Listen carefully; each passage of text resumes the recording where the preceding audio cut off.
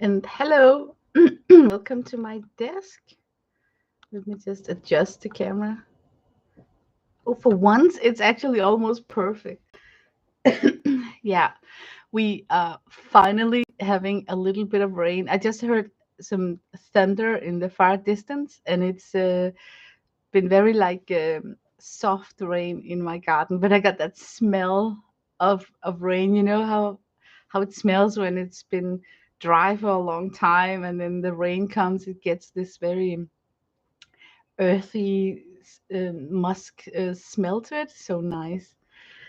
We have had like 16 weeks of drought, and it's been like so dry outside that we are not allowed to barbecue grill in our garden. That's how dry it is. Hi, Gail. Oh, it's really dry. Oh my God, I'm so happy. Just 4 or 5 minutes ago, it just started to drip a little bit outside. So I've opened up both my balcony doors or garden doors because I want that cool breeze in. When it's raining, it's like really cooling down the.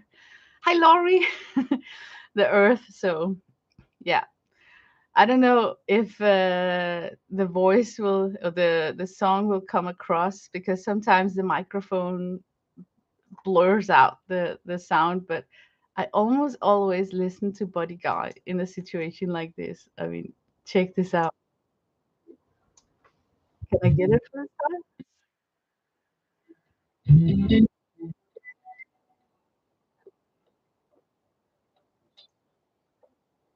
Hi, Rhonda.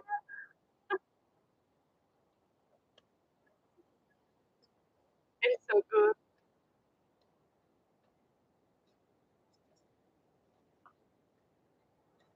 That is like just the best.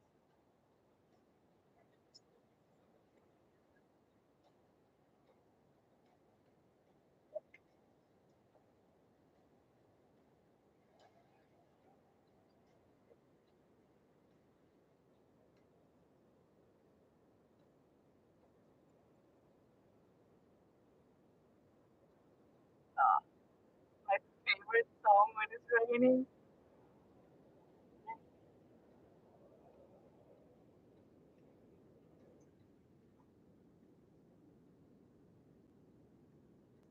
I better turn him off. I just want to sit. You can't hear me? Oh my God. Can you hear me now? Now you can hear me? Okay. I thought I lost my sound. Well, I grabbed this texture paste, and I don't know if it's because it's been so dry for so many weeks, but it almost looked like it was about to dry out. So I tried to put in some water in it and stir it around, and now I feel that I disturbed the balance in this texture paste by saturating it with too much liquid. So I thought that I might as well just use it. So I wanted to make a mixed media page with the purpose of using this texture paste right here. And I have previously been playing with this beautiful gift that I got. I think it's 5 or 4 years ago from CB, and it was a card. Now I glued it together because it's hanging in my room on this one. So I taped it up here.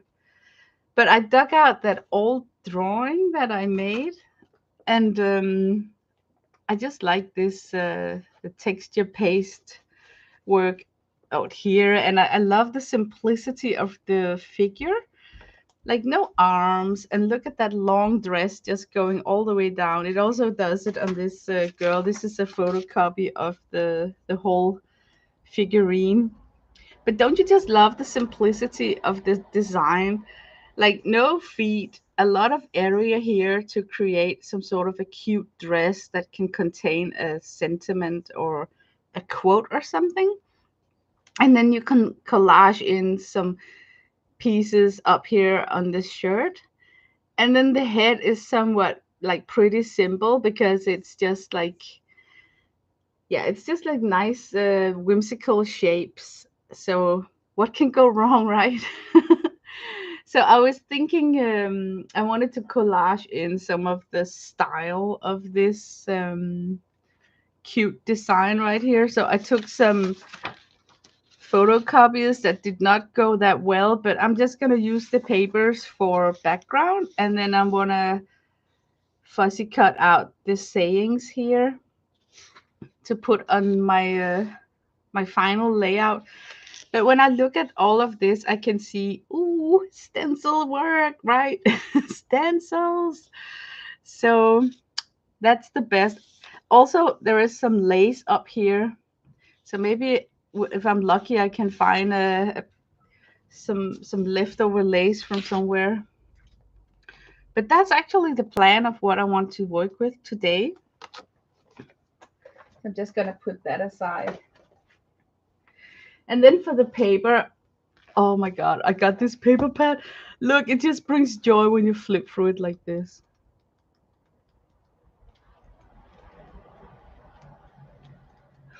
Don't you just love it? So of course I'm thinking, why do I need to pick a white sheet? Why not pick something in color?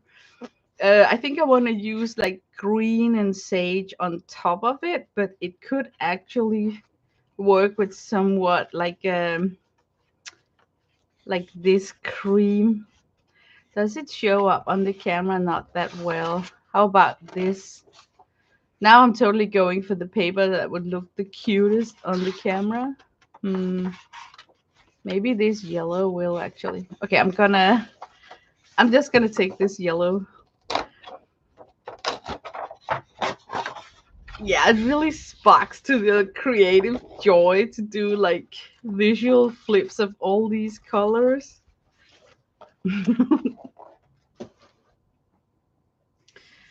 Okay, and then I need to collage on some papers. And I was thinking, if I'm lucky, I might have some pattern papers that would be a little bit like flowery or something. So I'm just gonna take out my stash of random scrapbook paper and see if I find something.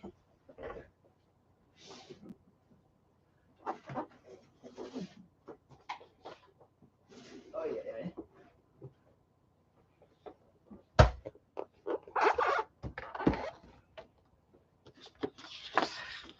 This is not. Mm, all these paper pieces are from random things. This is actually super fun because it's like okay, let me take this whole bag out. This is handmade paper, and I think I was gifted it from Sandra, Scraps to Beauty. So this one is funny. Okay, I'm just gonna dig out some papers, and I'm not gonna use all of them. Just, oh, this might also be a little bit fun to work with.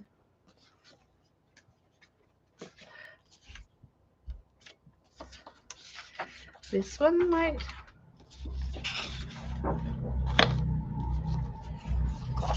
Maybe this.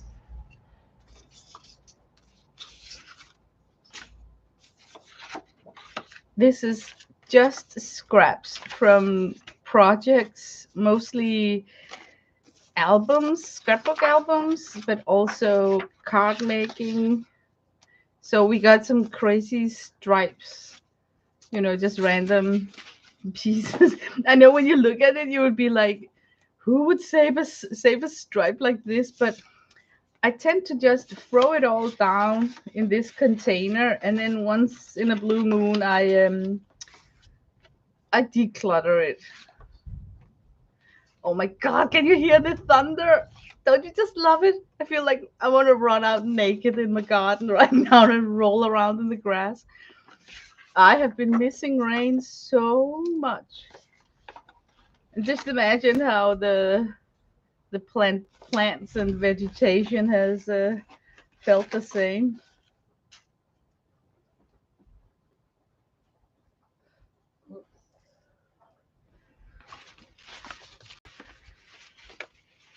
It's very pink, pink, pink. Hello, Janet. Welcome to my desk. Oh, you do the same with scraps. Sometimes I feel, like I I get bored of it. Like I always encounter the same scraps when I'm looking for it. So what I do is that I take the first of the pile and put underneath, like in the bottom, because then it feels like I'm digging through new pieces of scraps. Oh, please tell me you can hear the thunder. Yes. Ooh, hello, Christmas. Now we are into Christmas. Like this, I won't use today. Something like this. Oh, because it's almost like a new full paper pad. So I think I'm gonna save stuff like this for a project.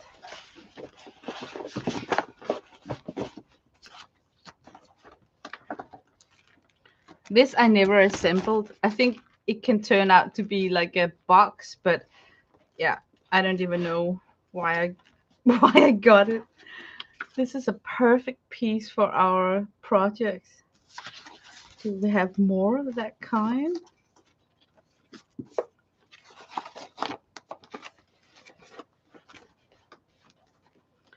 Okay, now comes more full sheets.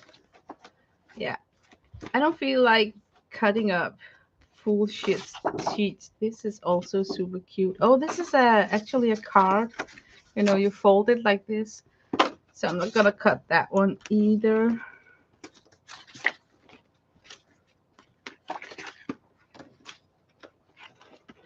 I want to get down to this, this.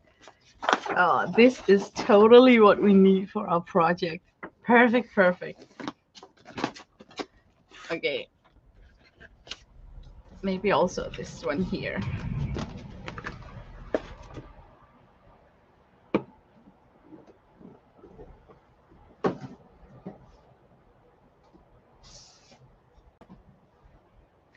Okay, let's reassess the pieces. This one is cool. That one is cute. Cool.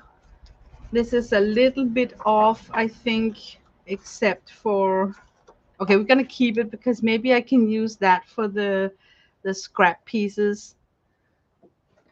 These. I'm planning on doing some hearts.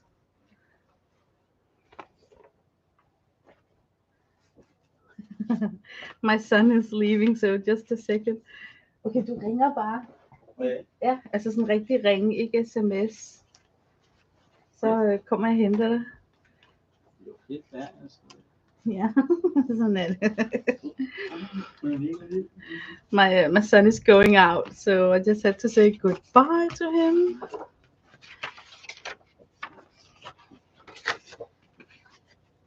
I like this one. That's a very bright color. Okay, this is like the handmade paper that Sandra gifted. I'm holding on to it like it's gold. And already now I feel that I would be ashamed to use it on this project if I'm gonna coat it over with acrylic or gesso or something. So I'm just gonna flip through it. No. I can just no. I want to use this for something else. It also have this very specific color scheme of orange and some very saturated colors, and I think I want to go for the pastel. Look, always an excuse to hoard something, right? You heard the thunder? I'm so happy. I am just so happy. It's just yeah. It's so nice to have rain finally. Okay, I got way too many pieces to cover up that one sheet. How to go about this? Okay, I'm just gonna start gluing it in. I'm gonna keep that one to the last and that one.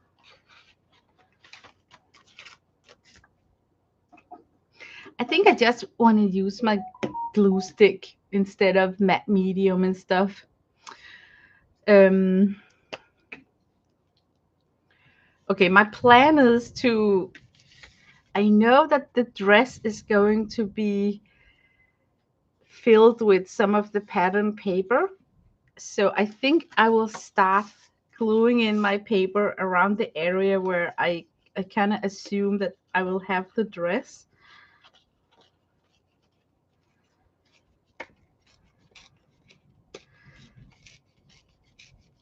So,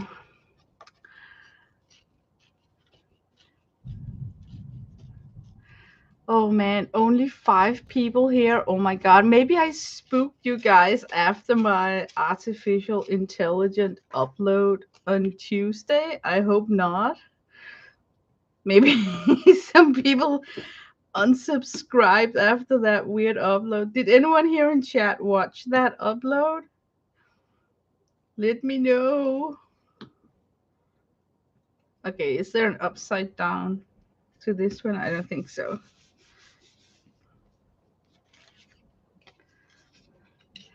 You watched it? Oh, yes, you did. And you commented too. I know it was very untraditional to, and you too, Da. Yes. I'm sorry to bring such stuff into the community. I just feel that we need to discuss it. So why not? Why not me? I kind of took one for the team right there. Maybe they're like me and forgot it was Friday. I thought it was Thursday. Oh, yeah, summer is really messing up the days, right? By the way, next Friday, the 23rd, is it called? Yeah, next Friday. I won't be streaming because we are celebrating midsummer. And here in Scandinavia, we have always done that with a huge bonfire where we burn off a witch. I don't know if it's just a Scandinavian tradition. Hi, CP. But what we do is that we stuff out this huge doll as tall as a human and put her on a huge bonfire, set fire to her while we sing midsummer songs. And I don't know. I think it's a medieval uh, relic that just survived. Longest day of the year, right? Yes, yes, it is. Like from that day on, the days with sun is getting smaller and smaller and smaller. It's a pagan holiday, yeah. They don't let us burn witches here, bummer. But it's a very nice tradition, and people they go out to beaches having a picnic and then wait for about 7 8 o'clock in the evening. That would be like 1 EST, and then they lit up the bonfires. So I can't stream because it's in the middle of the bonfire time. Oh, which side to use? This is like really nice. Yep, okay, I'm just going to use this one here. They never had you. Did you have any fun here? But it's just, a cute tradition. I remember we lived in Præstø, which was really out on the country here, and then we had this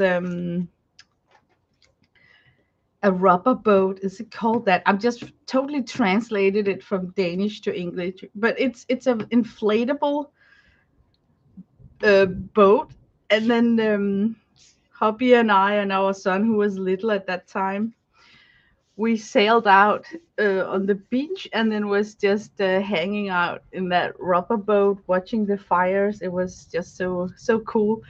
And then because we were sailing out, we could see the whole curvature of the cove, so we could see all the fires. It was just such a pretty sight. But I'm actually extra cheering for this rain because we have had a legislation where we are forbidden to barbecue in our gardens because it is so dry. But now and 3 days ahead, they are promising rain. So it looks like we are allowed to have bonfires. So it's gonna be fun. Pagans didn't burn witches. No, I don't think so that they did. I don't even know why they are celebrating it by putting up a witch. Let me think. I actually have no good answer to that, but it just sounds very dramatic. Oh, look at the back of this. That's a whole rose. I am so gonna use that. Okay, guys, sometimes it pays off to turn all your scraps to the backside, and you may change your mind. But yeah, we cut our lawn. I think it's already a week ago, or maybe even more, like 9 days ago, 10 days ago, because it was getting dry and there's nothing growing on it anyway. So the whole biological project about conservating the lawn to give the insects a hideout was kind of, you know, just feeling kind of stupid because the lawn was turning brown. Sure, it doesn't seem like summer here. It is so cold for June. It is okay. We have had so far, knock on wood, a really, really nice summer. Really nice. Only thing missing is the water, right? Perfect summer is when it rains at night and then it's sunny all day.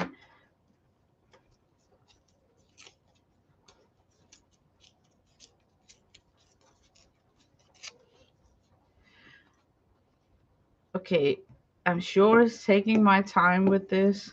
Maybe I should make a little bit distance to the glued pieces so that I also leave space for some stencil work.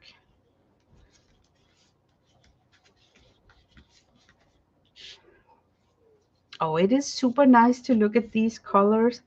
Such a shame. It looks to me on the monitor that these colors doesn't really show up for some reason. But maybe I'm wrong. Sometimes I think it looks not as clear when I'm streaming, but if I go back and watch the recorded, it's like I can see the colors differently. But I'm having an experiment with this yellow paper on my desk because I feel that I don't fight the brightness of my camera because it's not totally black or white. So it's a little bit experimental that I have this yellow on the desk. Okay, I want like a huge piece of this. This is the most beautiful paper for her dress.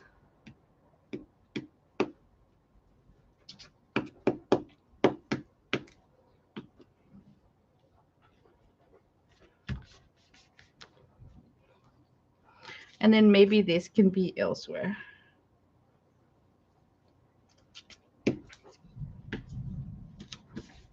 Up here maybe. Okay. Let me oh, this is cool also for her dress. Some extra flower. The more flower I can find on printed pattern paper, the less flower I have to draw myself, so it's a win-win. What I love about this piece right here is that it actually got like a natural edge. So if I think that her dress could have like an edge, I could maybe put it here. Oh, I'm lucky there is one more of these round shapes here.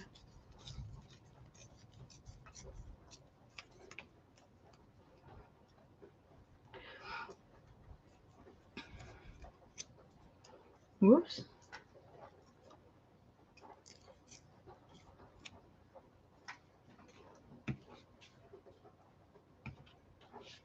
We have been to a lot of flea markets lately. It's been so good. It's been so good. I usually don't find stuff at flea markets because I just think it's so clutter, and I feel an urge to go home and clean up. I know it sounds strange, but if I visit too many flea markets, it suddenly I just see junk, and I am reluctant to buy anything at all because I just feel like when you watch an episode of Hoarders on TV, then I feel like I want to go home and clean up, if I watched it at somebody else's house. But I feel the same when I'm visiting flea markets. Like, oh my God, so much stuff. I mean, who would who would drag all that into their house? You do, Janet? Okay, because my hubby really adore flea markets, and he can find hundreds of items that he would like to purchase, but I am next to him, so he's not allowed. I mean, it's flea markets in his universe is that you get an opportunity to buy extra. Like, you have that garden hose, you don't need another one. Why would you hoard up so you have like four garden hoses? You only need one at a time, right? But I also do understand the madness when things go broke in our house, and then he's like, "Oh, we should have gotten that extra." Then I totally get it, but yeah, you never find anything. It just seems like others' junk.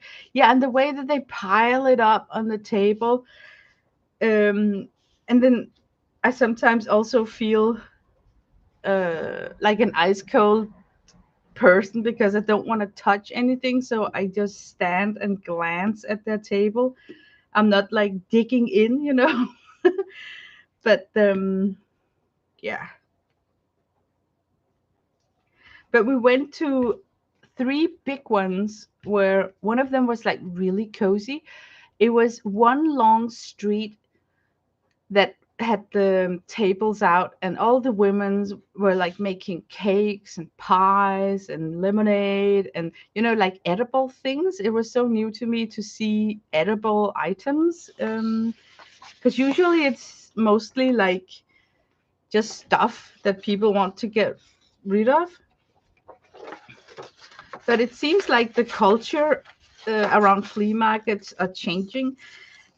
And then there was this other one where they had like music from a DJ station, and these tables out, so people could sit, and then almost like a mini street fest or something. It was like really nice just to sit there. And then this guy was sitting with his guitar and just playing uh, good music.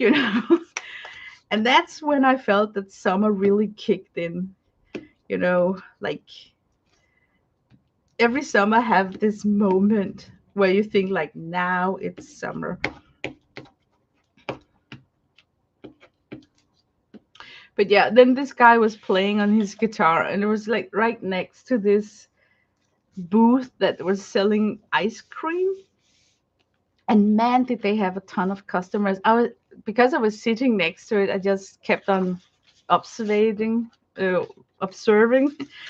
He earned so much money. I bet that he earned more money than all the flea market uh, booth together. So that's apparently the right way to make a coin on markets like that, selling ice cream.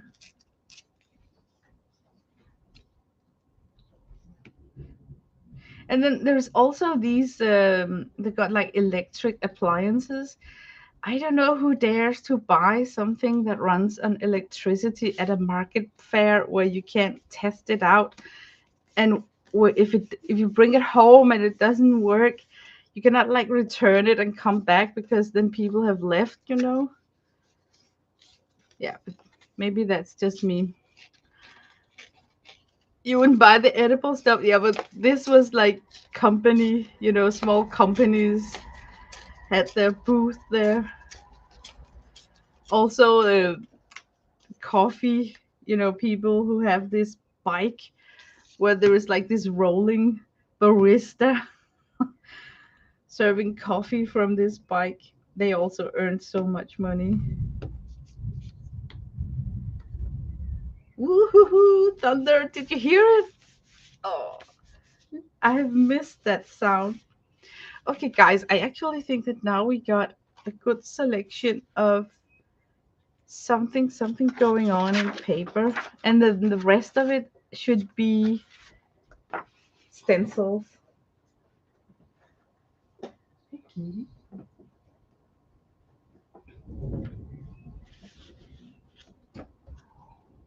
Mm, why not? I think she's gonna leave. Yeah, she's just passing through. This one gonna come up here.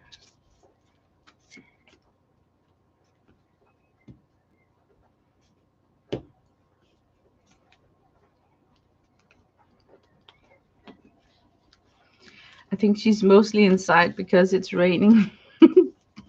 Now, if I could find someone who could make meat pies like the ones in Australia, I would. And then a notification.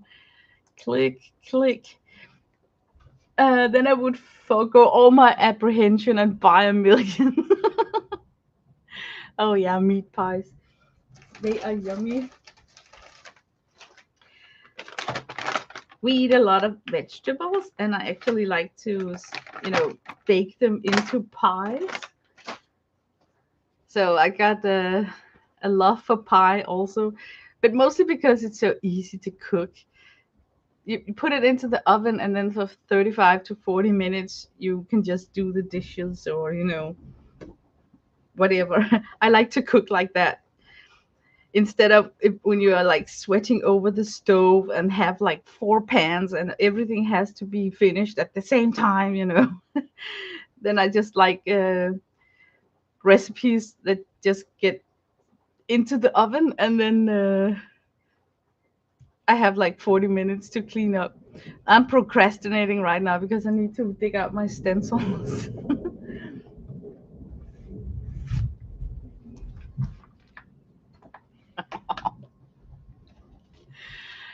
Oh man, I want to run out butt naked in my garden. It is so cool with the rain. Okay, let me get some stencils that are maybe what to pick. I like these small ones from Tim Holtz. I also would like some like flower flourish. Sure, we can do this. You can never go wrong with some dots, right? Floral. Okay, I am going through my collection of stencils. This might also be cute.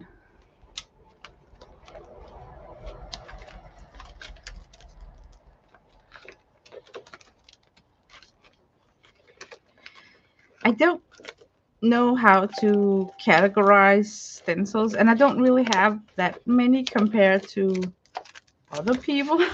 So I also feel that, you know, it's such a small collection, so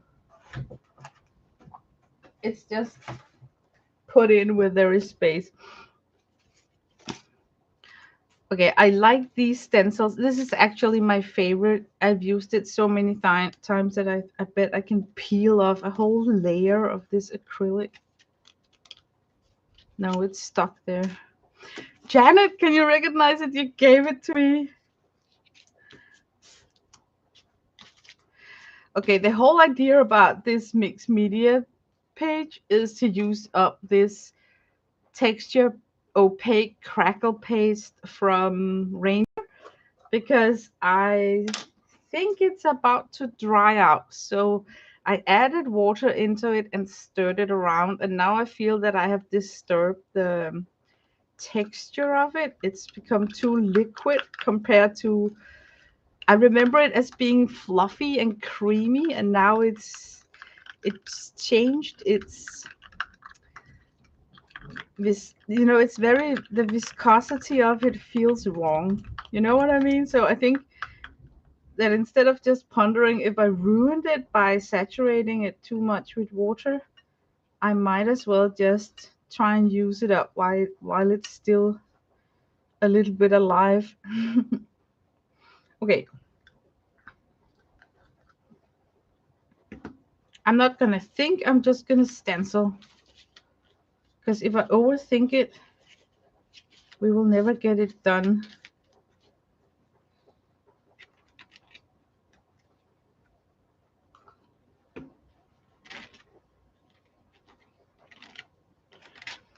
This stencil here was a gift from Sandra, so I like that a lot.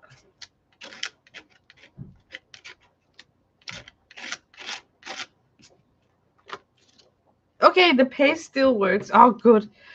Now I'm relieved. Okay, the rule of three. I'm just gonna put. I actually like this shape for her dress. I'm just gonna put one more down here.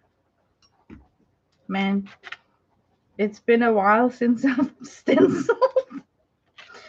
You know the feeling when it suddenly feels awkward to do it. And then when you heat it up, your page is filled and you don't need to stencil anymore. And then you're like, but now I'm ready to go crazy.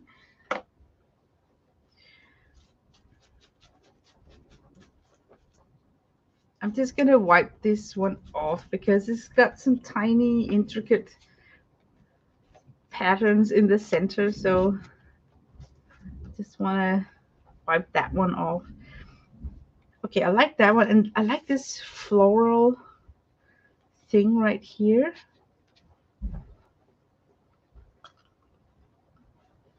CB, what I'm working with today. Do you remember? Do you recognize this? You mailed it to me back in, I think it was 2018 or maybe 2019. It's been a while, but I really love the way, the whole design and everything. So once, and I don't recall if I did it on a stream. I don't think so, but a long time ago, I tried to draw my rendition of the cute girl. And back then, I took photocopies of the quotes and then glued it on her. And I took out this drawing because I recall that I used a lot of texture stencil paste. So I'm thinking that I would work with this design today. You do remember? Yes, it's a long time ago. It's hanging in my craft room next to a doll that I was gifted by Kimberly. The voodoo doll. That's what my not my parents, my people in this household called it. Kimberly's voodoo doll. Then this one is hanging next to it. So I kind of taped it down. I don't want to release the tape because I think I'm gonna ruin it. So I'm not gonna take it out. Um, but I have had it taken out to make this copy right here. So this is how the doll looks inside the packaging. Love the way the dress is just going all the way down, like very simple shapes, very whimsical.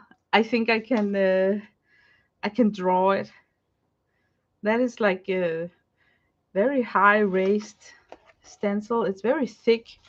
Hopefully it will dry up on this stream.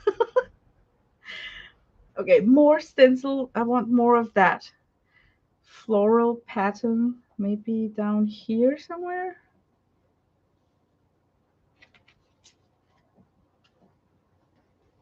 Okay, I just want some of this floral yumminess.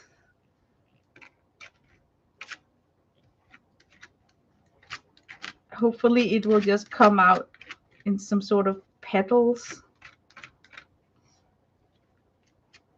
Yeah, perfect. That's what I'm looking for. Like just some sort of petals, like one place, two place, maybe over here as a third. Do we have to follow that rule of three? I don't know, but why not? Man, this texture paste is, there's something off with it. It's not like when I purchased it.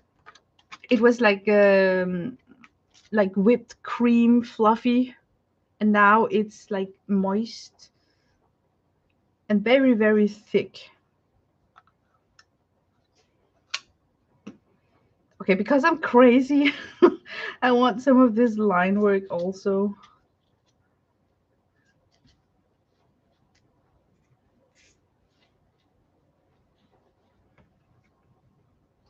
Or maybe not. Maybe we should go for some of these.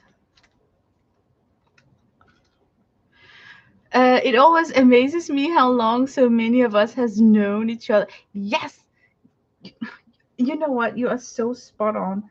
Because for me, it seems like I'm still early in the game.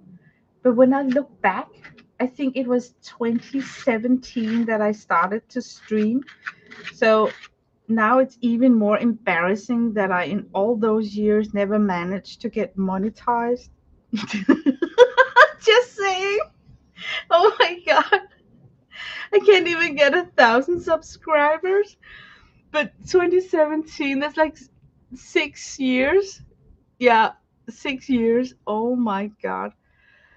But now it's embarrassing when I talk with friends, if you're out mingling with friends and talking about stuff, and I tell them about how much joy YouTube brings me and that I got a channel and stuff like that.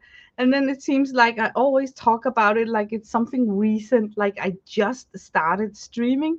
But then I realized that no, I've been doing that for quite a while. And then when people ask me like, "Oh my god, you've done that for years, so you got a big channel or what?" And then I'm almost embarrassed, like, "No." So yeah. Hi, Tori.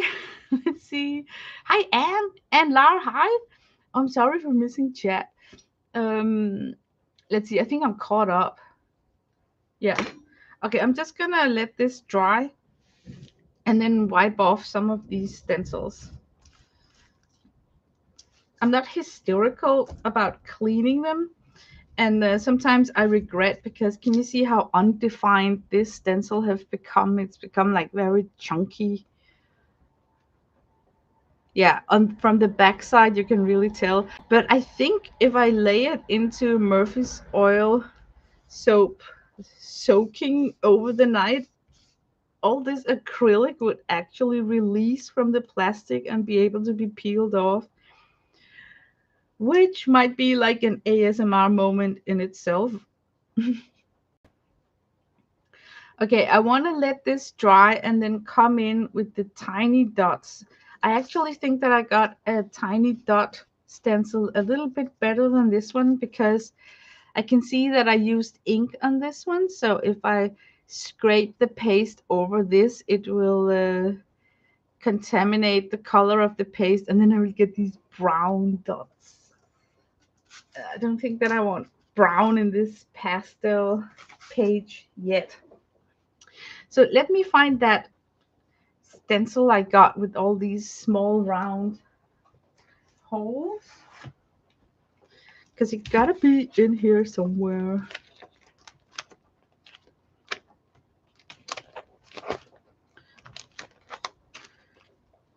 Oh, I also got this. Oh yeah. I got this from Finnabair. Yeah, I'm gonna use that instead of the round one. I just need something that's small and detailed. But I cannot lay it down now because this is so wet, so it would like squeeze the paste. Let me see if I can hit this with a heat gun for at least a minute to just stiffen it up a little bit. Well, did you take a break for a while? That's part of of the reason why not a lot of subbies, I suppose. Yeah, I did take a break. Yeah, I have not been streaming like constantly, live and everything. And also the motivation, I won't call it stage fright, but I had a long period of time where I felt stupid as soon as I hit the button go live. Then I just felt I don't know. I can't explain it. It was just wasn't pleasant. Let's say it like that. So I sometimes was feeling sad up to my streaming time because, like, oh no, I don't want to stream. But then it turns out when I've been sitting for half an hour, then I kind of get soaked into what I'm doing, and it goes okay anyway. But I think a lot of people who stream are maybe a bit shy also, like you can kind of feel that some of the streamers that you watch are a bit shy, and I don't know. I think it's not afraid, it's more like shy, like what to say. So I've always admired Colleen and Kathy Burke for teaming up because that would be that's just the ultimate, like having that ping pong, you're talking with another human, and if you want to go silent, then the other person could take over. So yeah, but finding a streaming partner is very difficult. But I do know that YouTube actually got this new feature where you can now have a split screen and whatever you stream will be shown on both people's channel. So I've been eager to try it out. I think it was Kathy Arbor who told me about it, and then I also saw that Aunt Beck was mentioning it. So I would love to try it out. Okay, I'm gonna hit this with a heat gun. Maybe you can watch this beautiful flower while I'm using my heat gun. Janet, it's from a bush, a peony bush.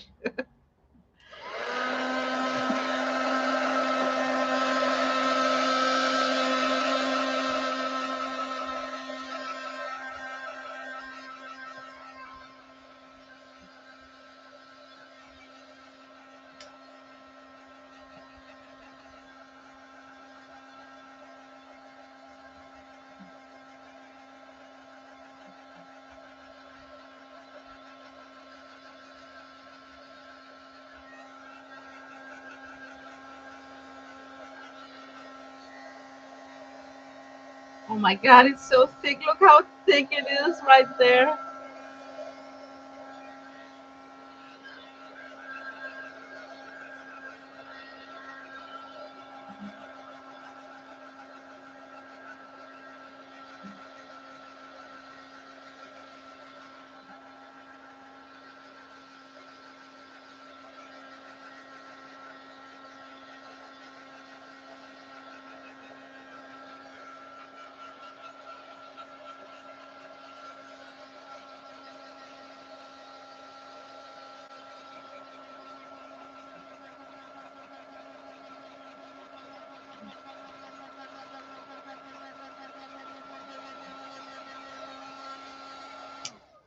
Okay, it's driving me crazy. I think I will just gently start adding some acrylic just sporadically while it hopefully still is drying up a bit by its own. So let me dig out my acrylics.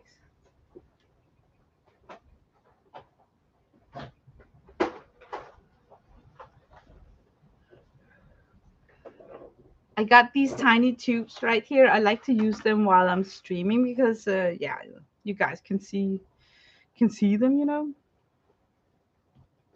Okay, let's get this flower over here.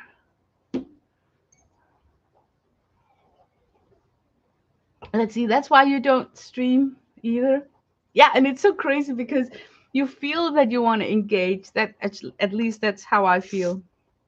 Like I want to give back for all the time that I was entertained by others. But then when the camera says you are live, sometimes you just feel that you are like the most not interesting person at the moment. Metallic off white. It looks like sage, light sage on the tube. But is it like that in real life? Let's see. Okay, I have to test it out first.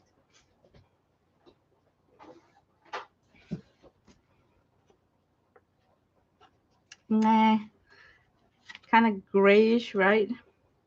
Okay, I want to bring in some sage green tones for the dress at least. This is metallic. I don't want metallic. I want like real sage.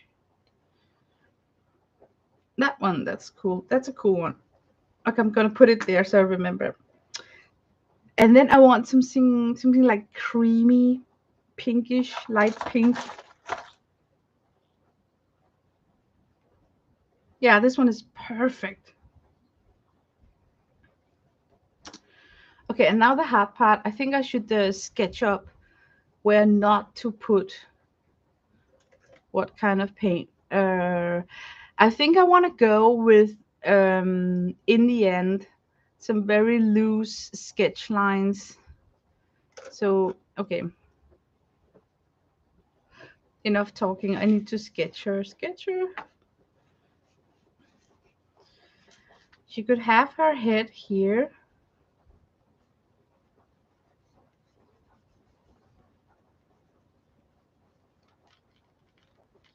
I like that it's slanted on the side.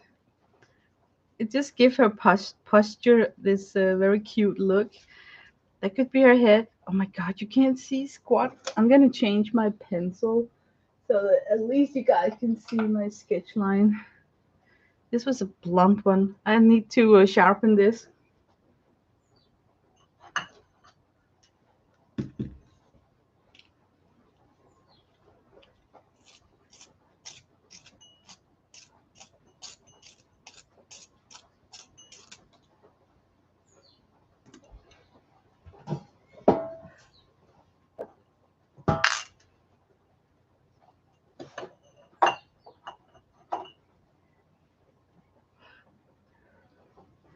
Okay, I was dipping my hand into wet paste around this area here, trying to make, and this is the paste. So I'm not gonna draw a lot on this paste because it's still not cured. But I was thinking the slanted head could be there, and then she would have some shoulders.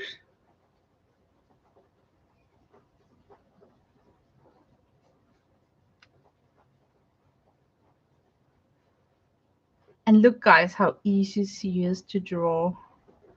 I mean, please, man, try this because it is so nice. Posture she have. It's so easy to work with. And then up here, she's having a belt, some sort of a belt on her dress. And look, then you just follow down these all the way down to the edge of the paper. That's her dress. I'm gonna make a really wide dress because I want all the flowers. Oh, paste. Does it take some of the cuteness of it? Should the dress be narrower? Hmm. And the arms are just supposed to go behind her back like this. Let me ponder if I'm making an error by not making her tall and slim, because that's kind of what makes her cute right here. No, I'm just gonna go for it.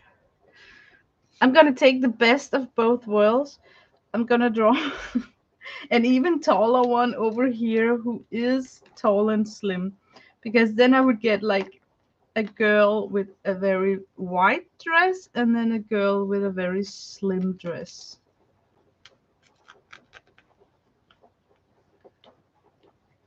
Texture paste.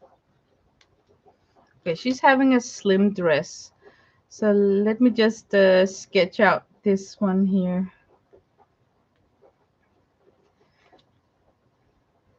And shoulders and arms just going.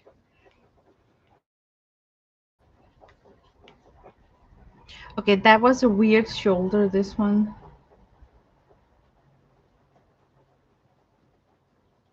I wish I could erase that part here. Can I? I don't think so because this is not an ordinary pencil. It's like a wax color pencil. I just made it worse. Oh my god. Okay, for better or worse, how to salvage this. I got an idea that I have never tried before, but now I'm gonna try it on this stream. Okay, hang on. I need the face. I think that this one should not be slanted, but more like straight up. Friends. This fupa right here, I'm gonna work with it and make it appear elsewhere. So it looks like it was on purpose. So I'm just gonna on purpose smear up sketch lines random places because then it would be like a part of the design and not gonna bother my eye when I look at it later on.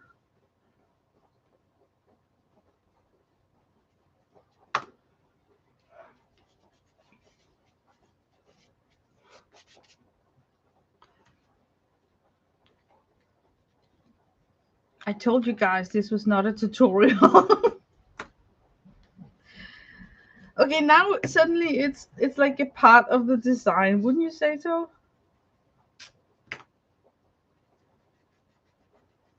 Look at this eraser. It's like almost a pencil in itself. Let me see if I can flick off some of this eraser crumbs.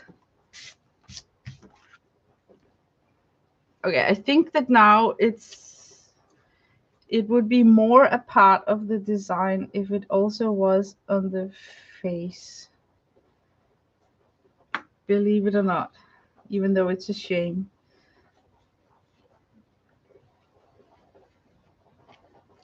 Yeah, I have to follow my crazy instinct on this one. Okay. Let's see. Your Pantone cards are amazing. Oh, I still have to see that stream. It's been such a busy week. I've been engaged in all the artificial intelligence, trying to educate myself about the AI. So I have actually every spare time I could been watching some very boring streams with professors explaining how the brain works and how to compute it into a digital coding and whatnot. So yeah, but you know what? Sometimes you just gotta. If I want to study a subject, I do it for real. Like I'm in school or something. So I've been kind of absent ever ever since I wanted to learn more about that topic. Ooh, good news. This paste is firming up, but it's not completely dry, but it's like firming up. Okay, I think I want to have a little bit of this text on the dress area because that would just be nice. So let me just take a very thin coat because it is really easy to do like a thick application. Let's go for thin right here.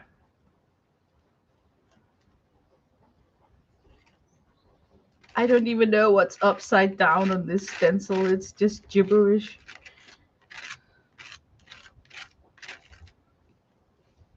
Ah, perfect. Okay, maybe also, how do we feel about this? I want to go in here with this area here. Instead of making it like upside down, I'm just gonna flip the stencil.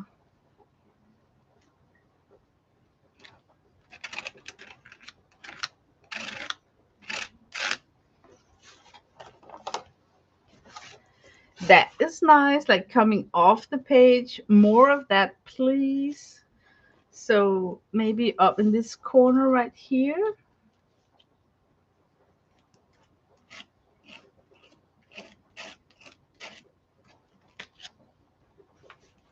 Yeah, that's likable. I hope I don't, I almost swear. I hope I don't mess it up going forward with this page right here. What? I'm brilliant? I gotta read that. Lena is brilliant. Ta ta! I wouldn't even think about turning a faux pas into an element. Okay. But you know what? If I don't work with it and can't remove it, that's actually the first spot my eyes will notice if I revisit this painting or drawing. Even years after, I'm not even kidding. It's like my memory can never let go of the places I had struggles with. And instead of enjoying what else was not a success but likable, I just look at those errors thinking like, darn it.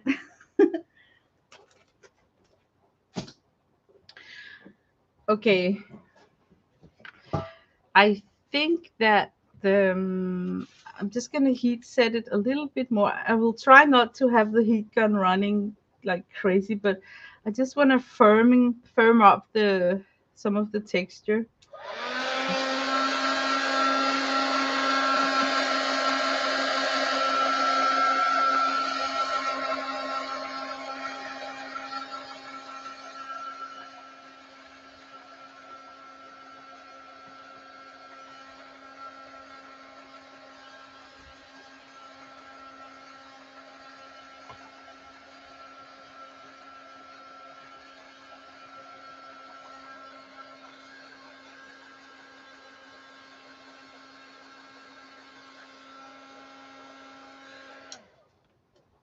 Nah, it's not gonna dry up like just now.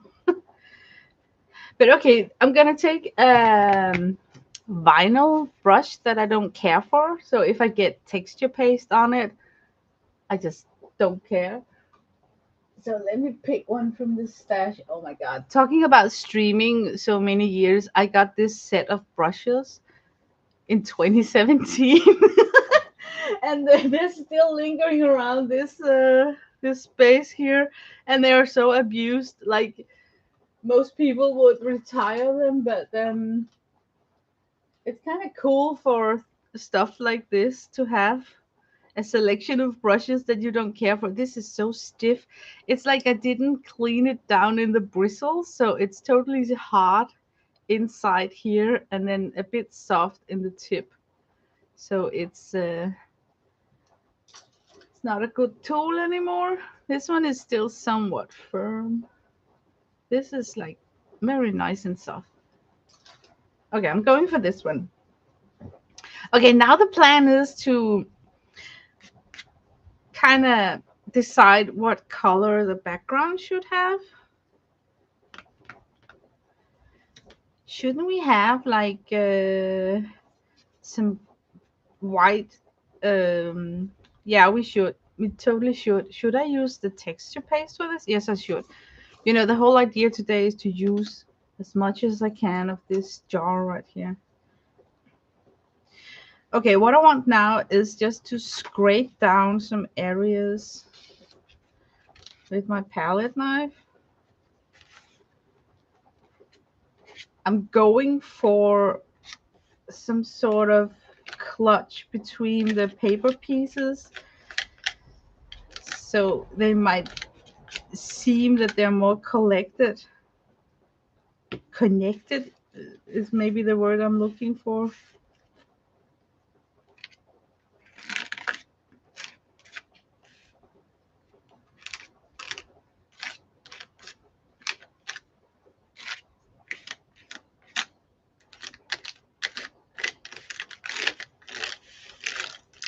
What the hell? I'm just gonna do it all over the surface.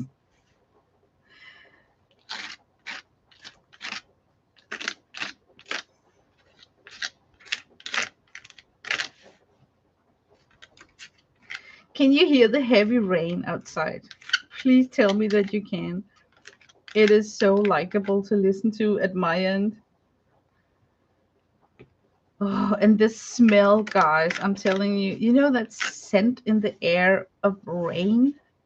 Oh, I'm having that right now.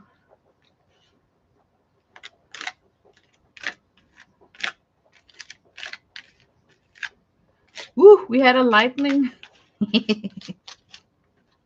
I'm so not present. Did it work? I don't know. No.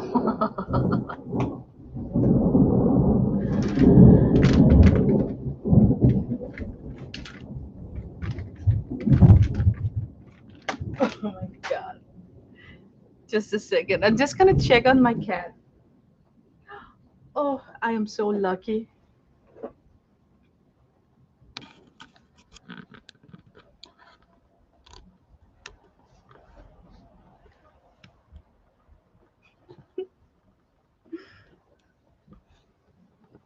She's sleeping. Can you believe it? That is so cute. I always want to check on her when it's like thunder and stuff.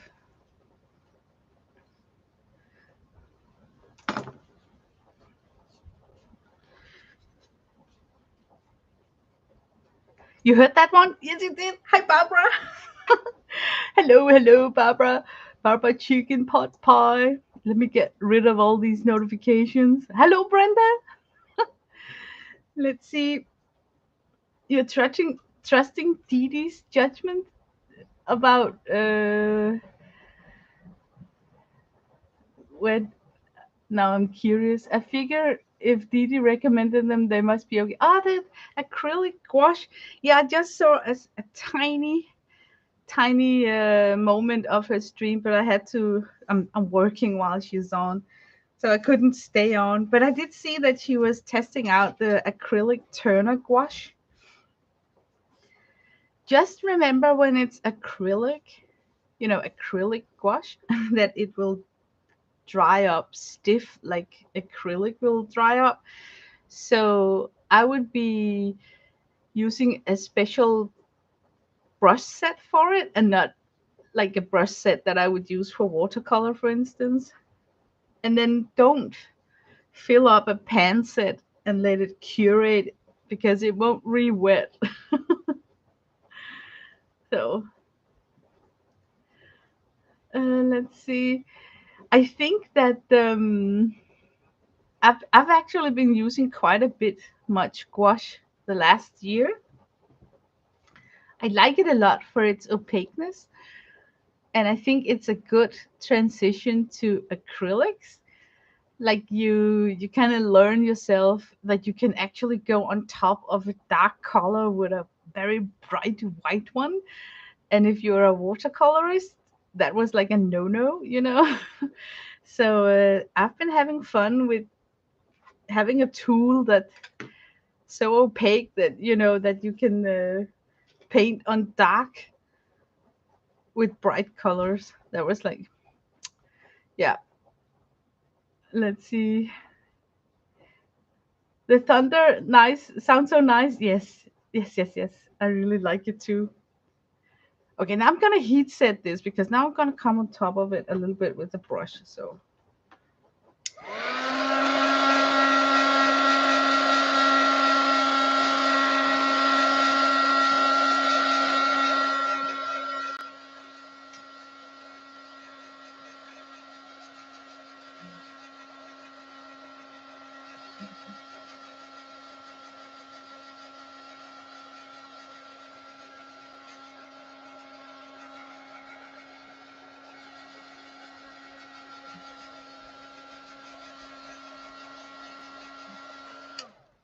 oh, you tested pens?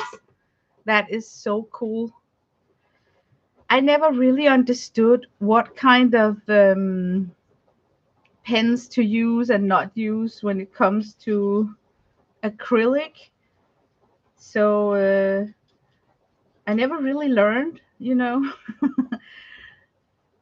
So I think that it's cool if you found out a set that would work together with gouache. But you know what? I'm such a pen crusher, and sometimes I don't know if it was because that I smashed the nib because I'm a pen crusher, or if I destroyed the nib because I was using it on top of a surface that just killed the nib, you know.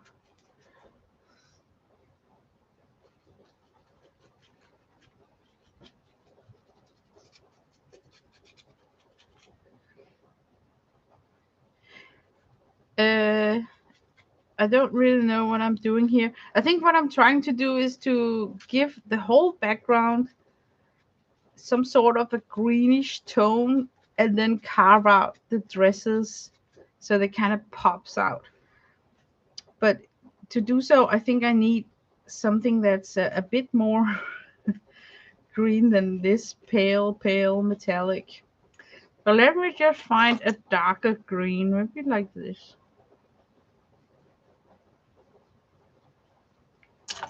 Heavy rain. Oh, did I tell you guys that I often listen to Buddy Guy Feel Like Rain when it's raining? That's like my go-to soundtrack. Okay, I don't care about this brush, so I'm just gonna twirl the bristles like this to get down in between all the stencil work. But don't do this to your like favorite brush because it's it's just gonna retire them if you do. But there's just so many crevasses in this stencil that if I don't, and here I'm just with a baby wipe gonna wipe off so I still can see transparent pattern paper.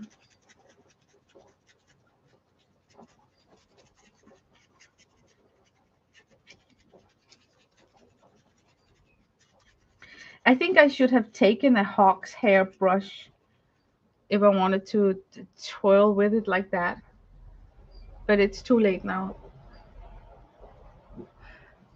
I should uh, I should go a little bit brighter up here, I feel.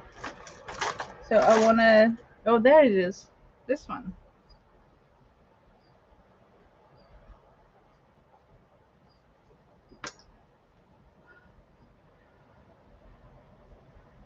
Okay, this is gonna be just like Karate Kid, wax on, wax off. You know, apply the paint, and if you feel, look at me talking to you guys like this is a tutorial that you're actually gonna try at home. But if I feel I'm covering up some of the delicious pattern from my pattern paper, I can be very quick and wipe it off, wipe it back with the baby wipe.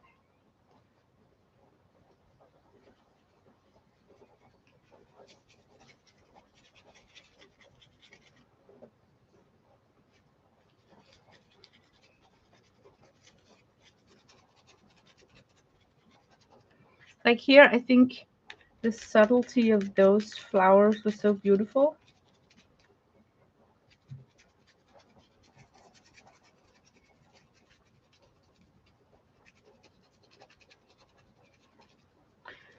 But for sure, I need to go and rewatch all the streams that I missed this week. I missed. I think I'm caught up on Kathy Arbor and Sandra Scraps to Beauty had a delicious Wednesday stream where she had vintage as a topic. Yummy, yummy, yummy. But I need to rewatch Dee Dee and Janet and on Beck also is showing a ragdoll at the moment that I want to look into.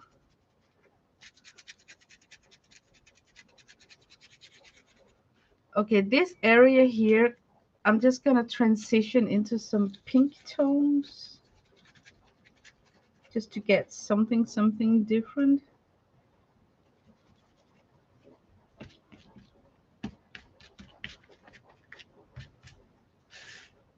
It's like very pinkish over here. Okay, I'm just gonna, for fun, I'm gonna fill in this dress here with the pink colors. Oh, you can't even see.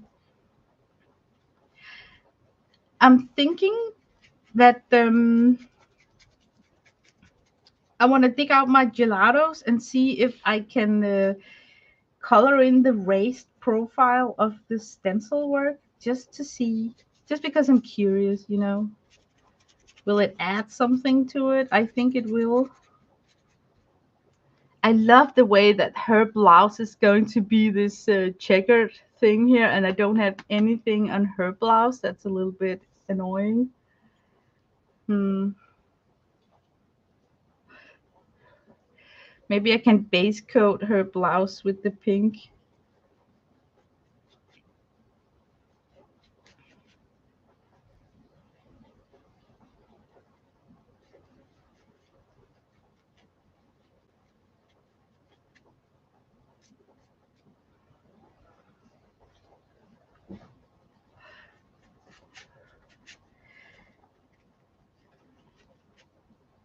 Hmm. This is too much alike. I need to break up this rows, because what are the odds that two girls are standing next to each other and then the pattern on their dresses is aligning up like that? The odds are zero, right?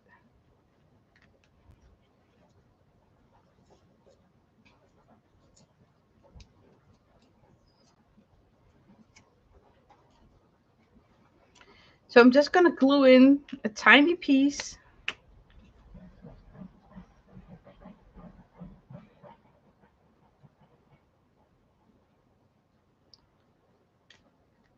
to disturb that pattern just a little bit.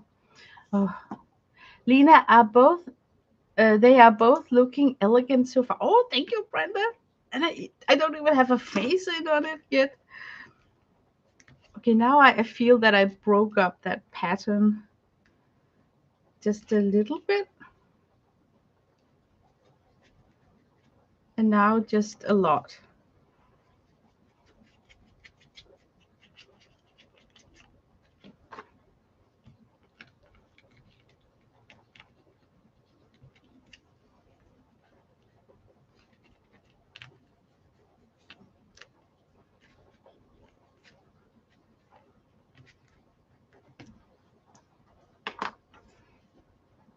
Okay, let me find a skin tone acrylic for the faces. Hmm, skin tone.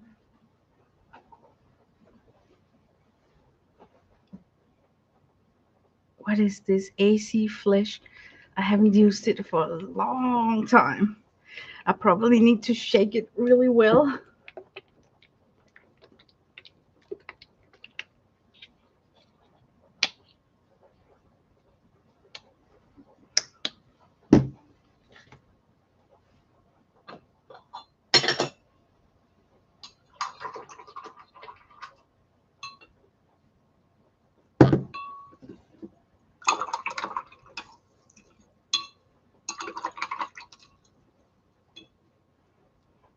Oh my god, look at this brush surviving all the abuse. That was a strong one. Okay, I'm gonna flesh in the face area.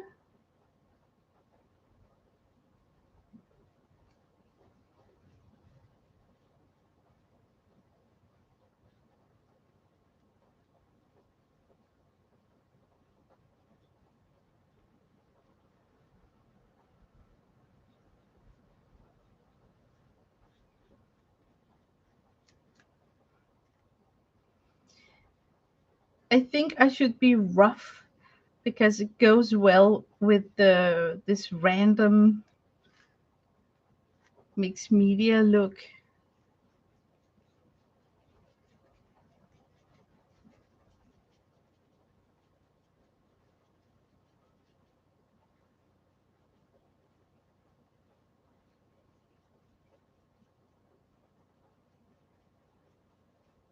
I just want to hide all the yellow background paper.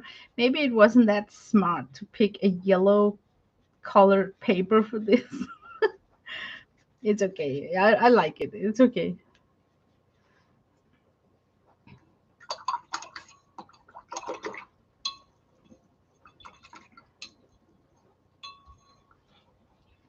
Okay, now I want to, while it's drying up, I want to come on top of this with gelatos just to see if I can paint the raised text. This is some faux gelatos. It's not like the real deal, you know. Let's find that perfect color. How about that sage green? Oh, we got like a mint green. This is a beautiful one.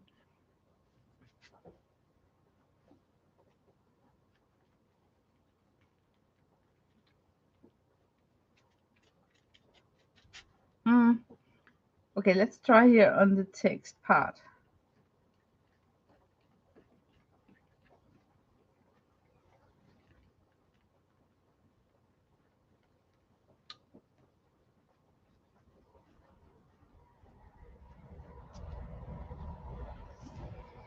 I kind of like it undisturbed, you know, where I don't get in there with my finger trying to smear it out.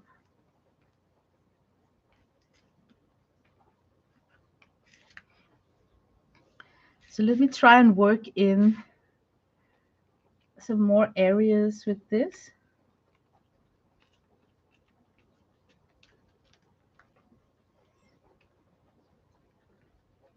Okay, I should switch to like a darker tone because it's too much aligned with the background, I think. Going gold. Who doesn't like a little bit of gold?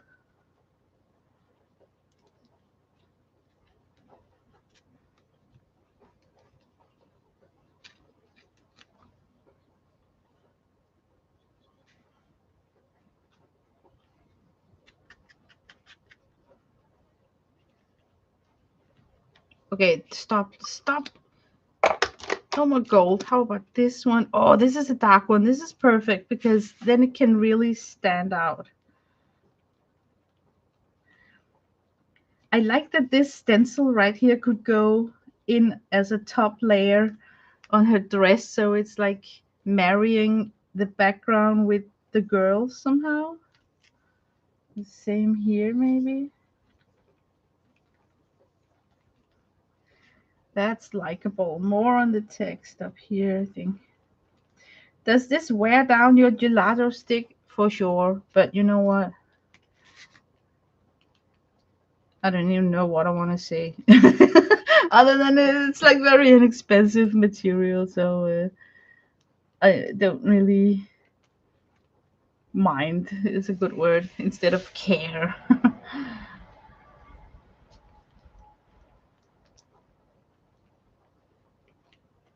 Okay, not too much. Somebody need to stop me. Stop me, stop me, stop me. We don't need to plaster the whole page into this. Okay, now we need like a different color, like something purple maybe.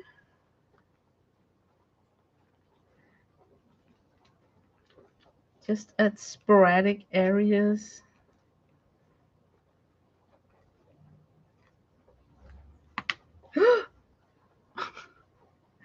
And want to escape. It was like, yeah, freedom, and then it took the jump.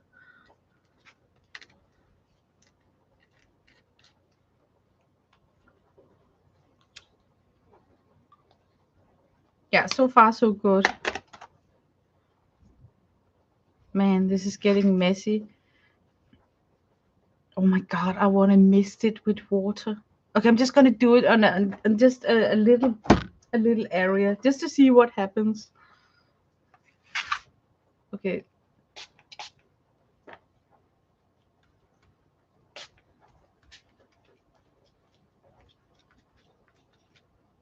Does something happens at all? How about this one?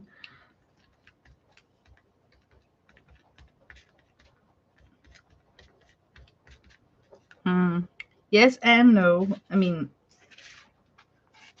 okay, let's stop.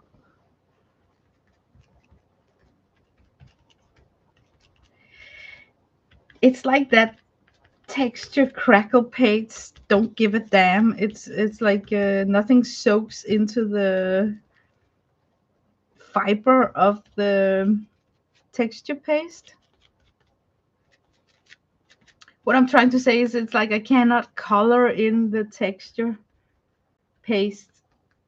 It wants to repel whatever I put on it.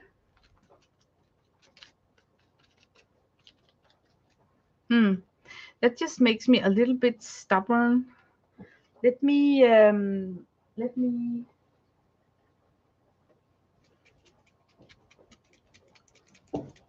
This is a mermaid marker. Hey, I need anyway to have a different color for this girl's dress in the back, right?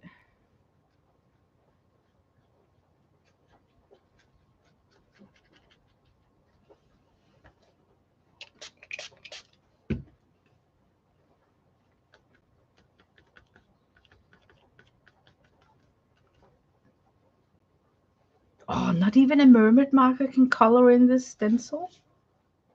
Okay, let me test it right here.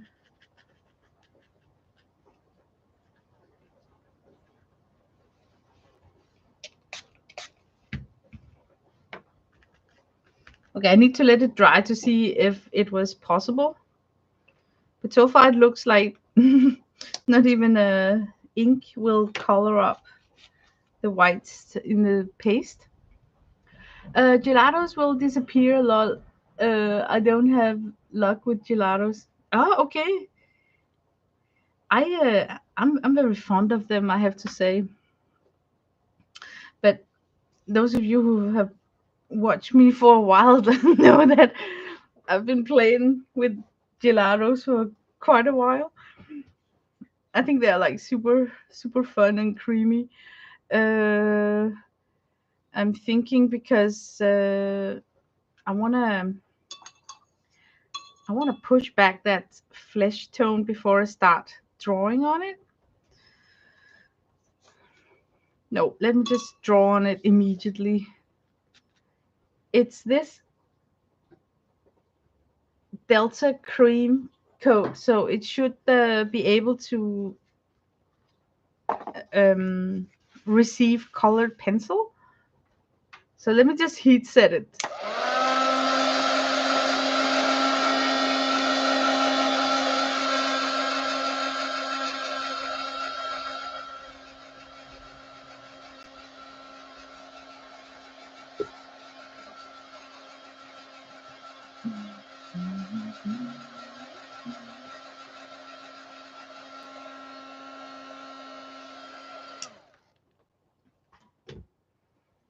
Okay, it's dry. So I want to come in with a Prismacolor pencil. I think I want to use this brown one to sketch with.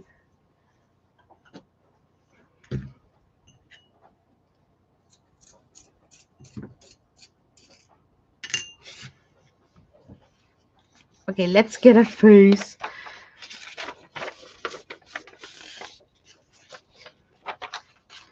Oh man, she's so cute. She's so cute.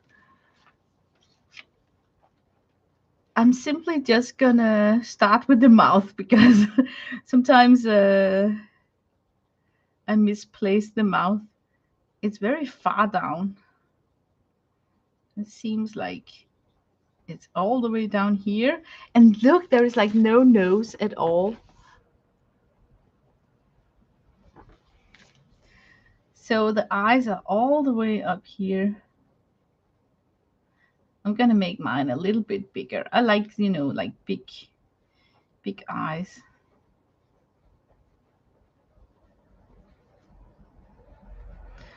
Okay, she's gonna have a hat on because the stencil is I cannot draw on it.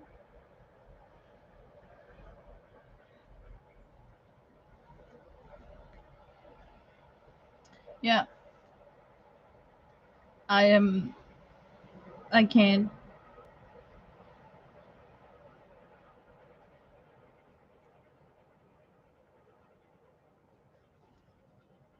And this girl right here is also gonna have a hat on.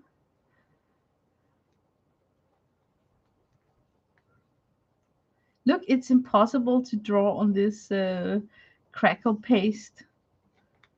Yeah. Ugh. It was not meant to be. Okay, change of plan, guys. Change of plans. This one here could definitely have like a. I'm gonna just slant my drawing a little bit. Have a.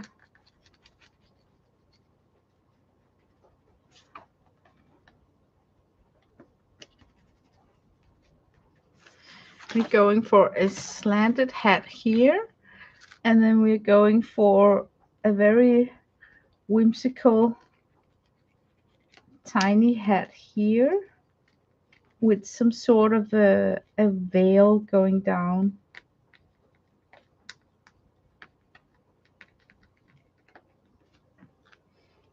Yeah, we better put in the hair, otherwise I will confuse myself.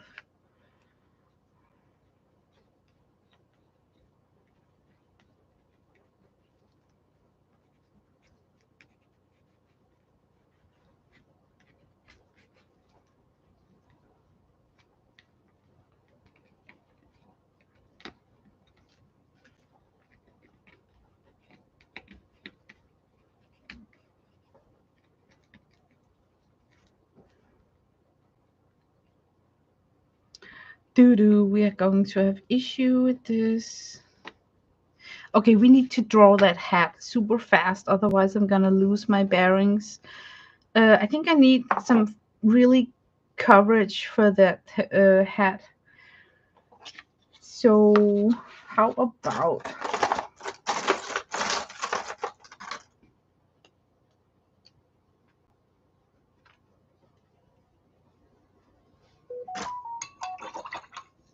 oh, I've totally lost chat for quite a while. uh, uh, are you talking about packaging? Yeah, I am a big sucker of packaging. Also about kids. If people are showing me some sort of a travel kit that comes with brushes and pens and everything you desire when you're out working in the field, I feel so tempted to buy it, even though that I can assemble the exact same thing out of my own stash. And also taking in consideration, when do I go to the field? When do I ever need to go somewhere?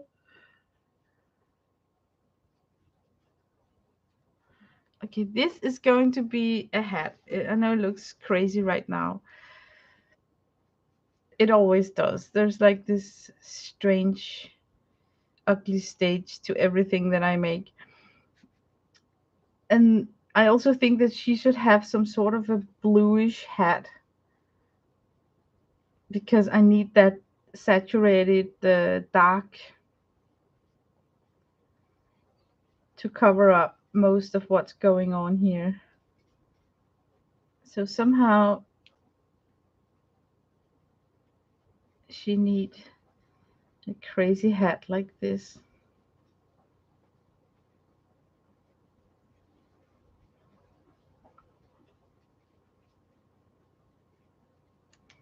Yeah, that's gonna end up as a hat. I'm sorry.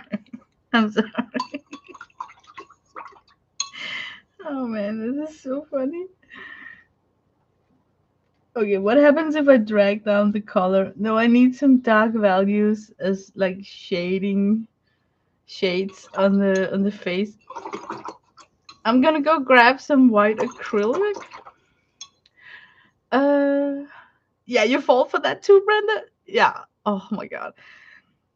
John Rush just displayed a travel kit set, and the container of it was like this cute foldable made out of canvas fabric with this chunky metal uh, closure on it. And I mean, just the look of it was just so yummy. So when I just started his upload and I just saw it, this pencil case folded together, I just knew like, oh my god, I would have gotten that one too.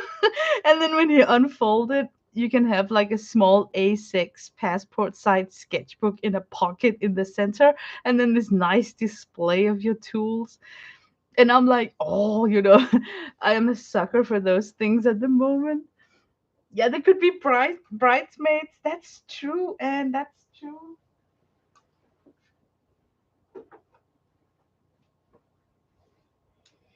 Okay, I have to open up my white acrylic. My hands are fighting against it. Just a second.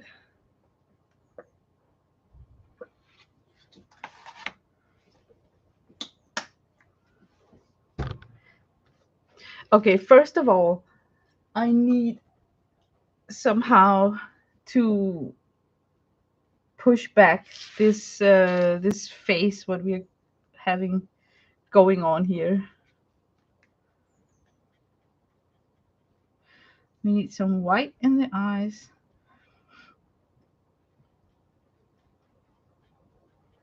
I'm gonna be a little bit sloppy. It's gonna look like I'm really sloppy about this. But I'm I'm trusting the process that I need to push back the skin.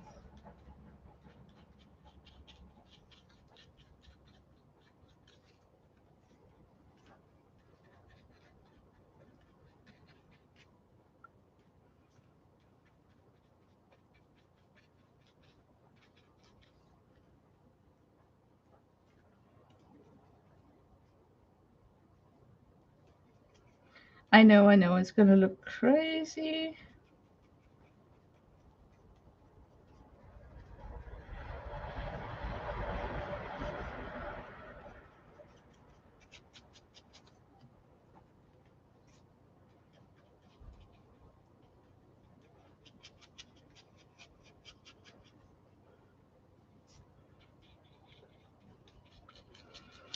But right now I am just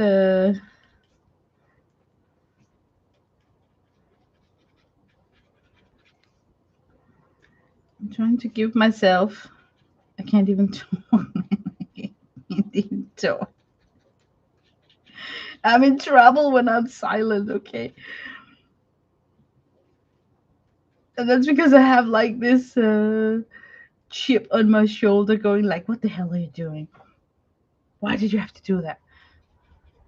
Turn off the camera. But no, no, no. I have to trust the process. Okay, I got some white in here. I need to decide that she's going to have this kind of a dress also, like this, maybe.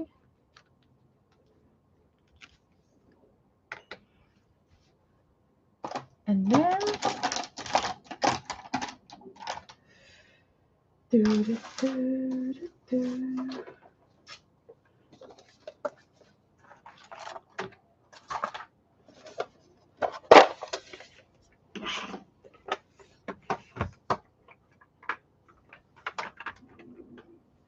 Is it dry? A little bit.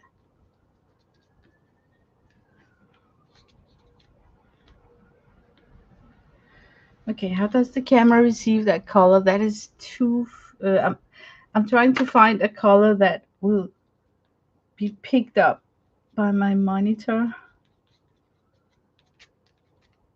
This is a bit too strong to what I would have used, but if I just look at my monitor, it looks cuter than the pale pink.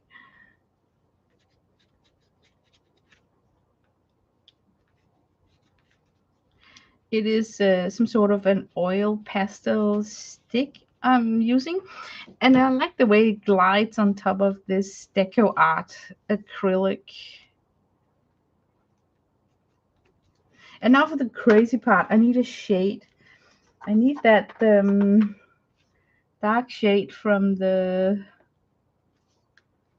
hat.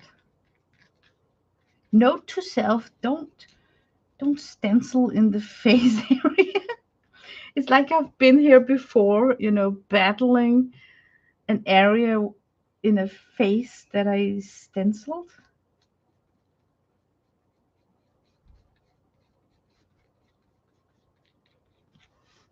And I just feel so stupid, going back to this stupid idea.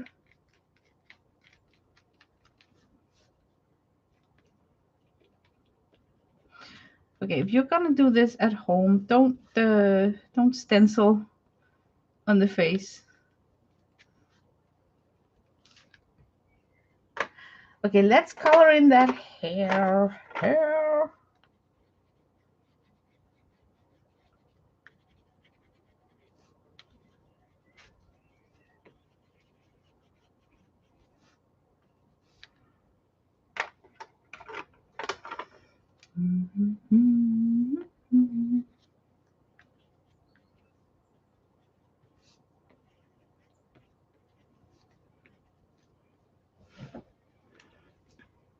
Okay, it still looks weird. How are we gonna transform that into a hat? I need to go down in with pigments in the middle of all that to darken it up.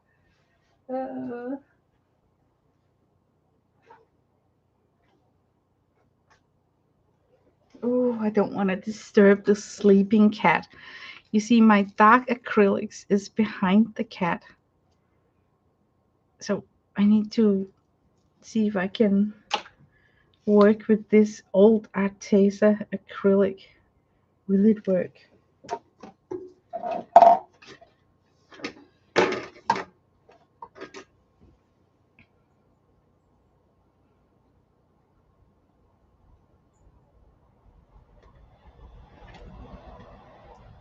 Oh my god, I can't believe that this is dried out. It's just the top of the tube that's dried out.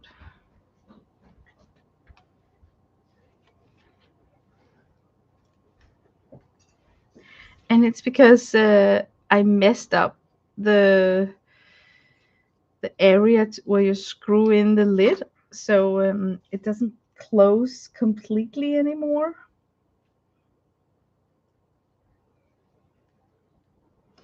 Okay, it's gonna help now when I'm able to cover up the bottom layer of the paper while trying to form this hat. There's like no way out of this hat.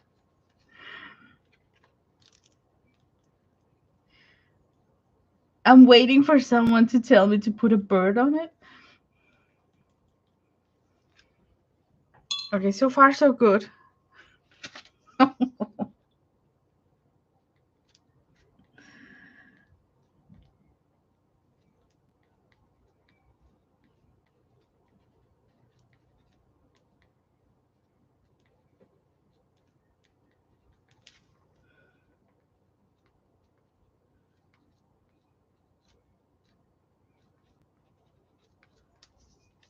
Okay, let's put some red lips in there. Ooh, that was a weak red. How about this one, maybe? A little bit better. I think it's difficult to draw on top of the stenciled area.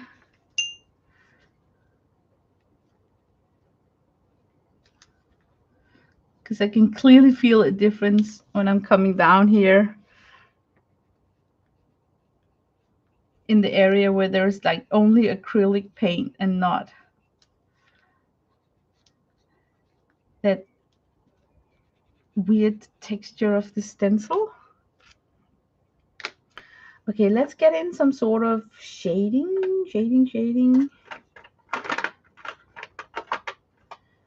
Could we be like super primitive and just use the... No, how about this one here?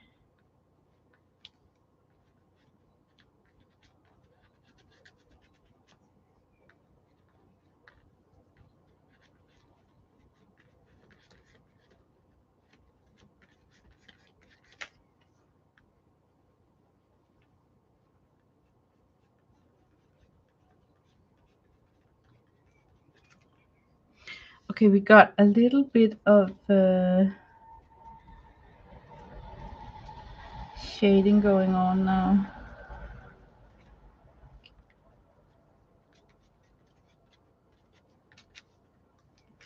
And now like that white nose. Is this a white or a shimmer white?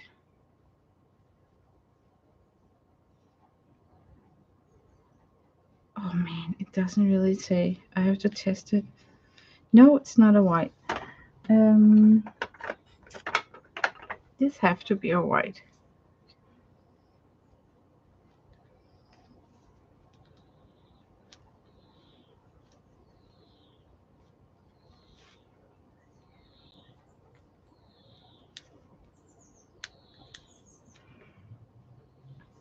Okay, I think I'm just gonna leave the faces alone because I want to work more on the dresses. Oh, I forgot to read chat. I'm sorry. They have just come from Charles' coronation. Oh yeah, they could be. Let's see. Of course, dear. Do you like my do you like my hat? They're at a polo game. But actually now comes that fun part that I was looking forward to, and it was to cut out, like, here is a heart right here. So I'm just gonna cut that out. You see, I want to embellish.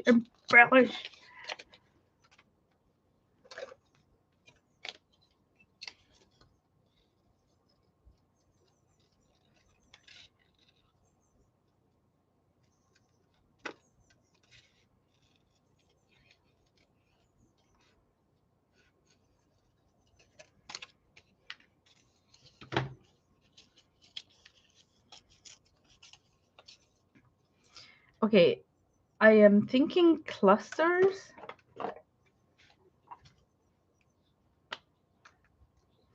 So I'm just gonna put this up here. Oh, maybe that was a weird place to put it. Maybe just down here. Hey, why don't I just cut this cluster out here? Oh, look, Sisters in Heart. I'm gonna cut this one out.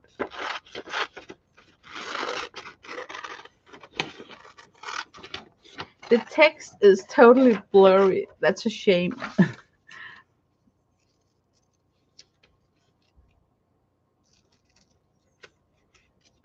Oh, maybe if I rip it, it would be more cute.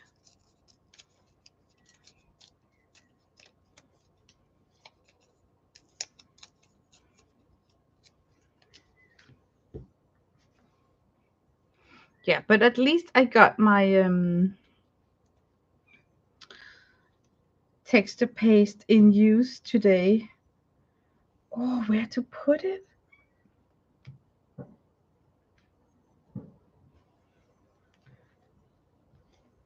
Okay, I'm gonna put it here. It looks weird.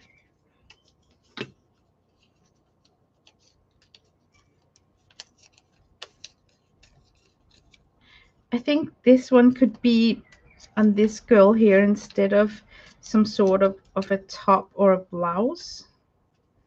Maybe I could make this work. Let's see.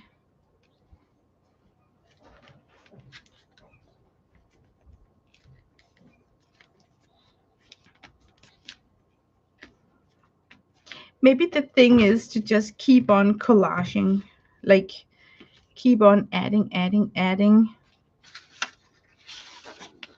Look, I got all these fun elements here. Oh, I got the dress line down here. How about this one over here? Okay, I see if I'm gonna see if I can steal the lace work on this copy paper to work as some sort of lace edge on this first dress here.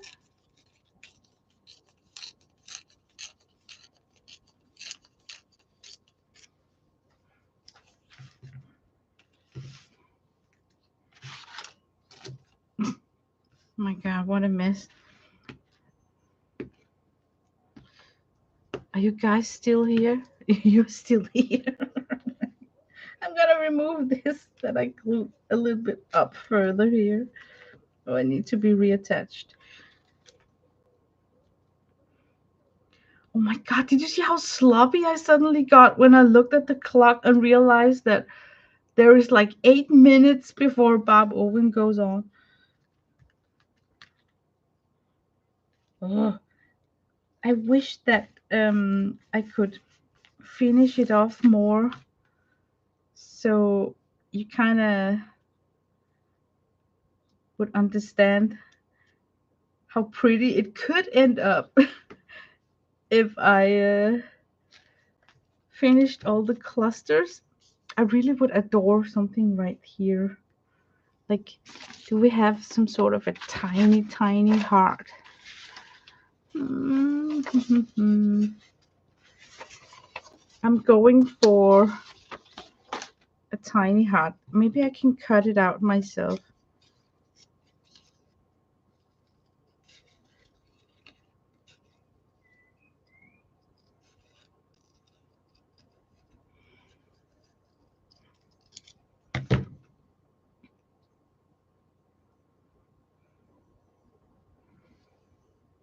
Okay, this would look cute right here. I'm just gonna put that one right there. Okay, one more time. A tiny heart.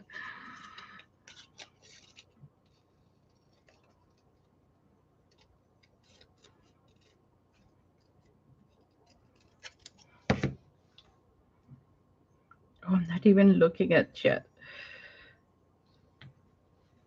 Okay, maybe sit right here. Oh, that is cute. That is cute. Uh, okay. There's some text right here saying, "Dear friend, I count my luck, my lucky stars for you." That is such a cute saying. So I wonder if I somehow can get that collage into my page. Let's see. I'm just gonna work super quick. Oh my god, it's like maybe I should start earlier next time I stream so that I would give myself a little bit more time, you know.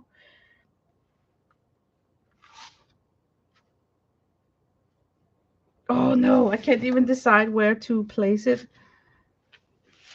I think it would be better up here somewhere.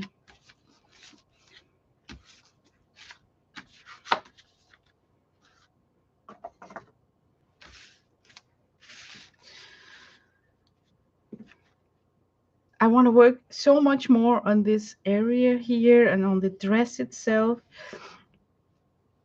Don't hurry, Lena. Bob, she's not streaming? Are you sure? Wasn't that like last week she wasn't streaming? Vera Wang and the House of Dior. Watch out, Lena's getting hers. Oh my god. If it's true that Barb is not streaming, then I can relax. Okay, you see, I want a tiny heart right there. Just a super small one.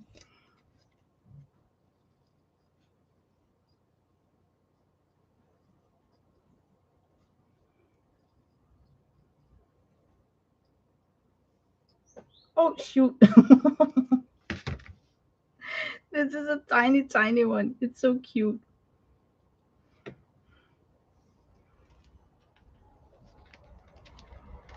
Oh, you can barely tell that it's there. So maybe I should outline it with a black pen.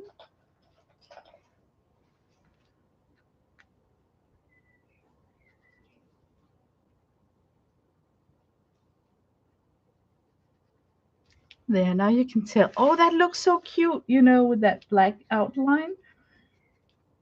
So I'm just gonna go for that. Also here.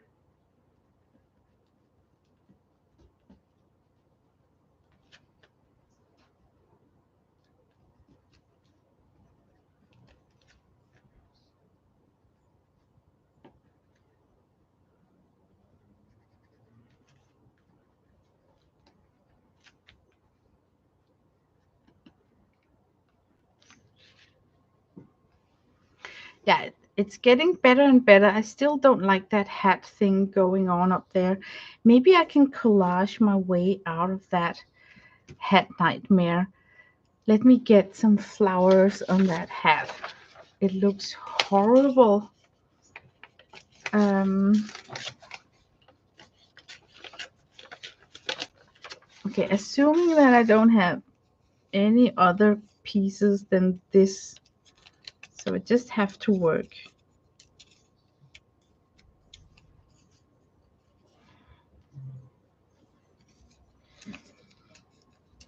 I'm just gonna pretend that I have no options. I just got this.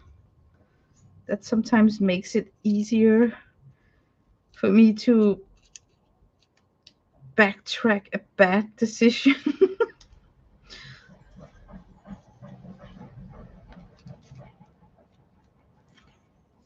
That is super huge.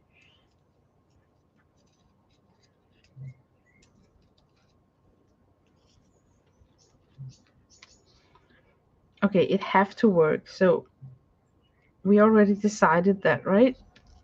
So just slap it down and don't think, and then work with it from there.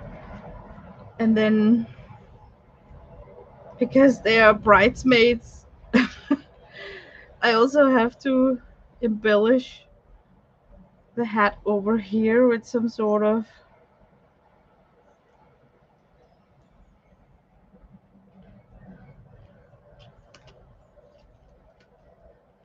Now she also have a flower. Oh man, it won't even glue. If I was not streaming, I would of course glue that down with regular wet glue.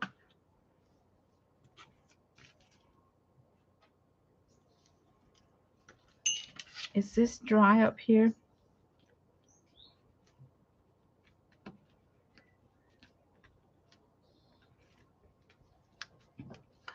If I gave it some sort of a ribbon, then I might be able to see the shape better. But maybe it's okay. I'm tempted to. Yeah, oh my god, you're gonna kill me when you know what I'm gonna do now. Okay, don't do this at home if you really like your drawing. But I simply just have to try it out. Wait a second, I just need to glue on this piece of lace here. I'm about to do something really stupid now. Just wait for it. Okay, where to attach this one so it looks cute? Oh,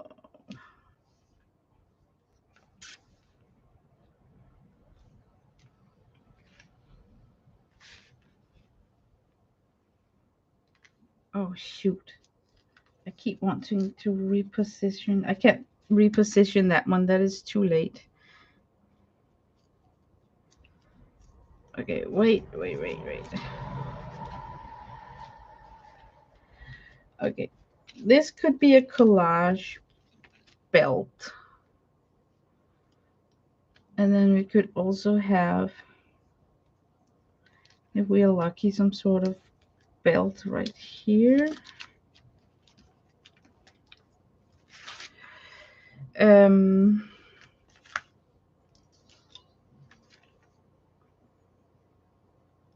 then I have these two strange items.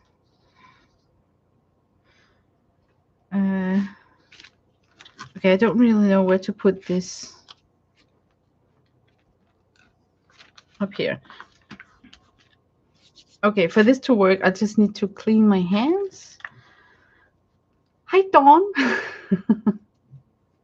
Well, you're not alone, Brenda. I thought it was Thursday.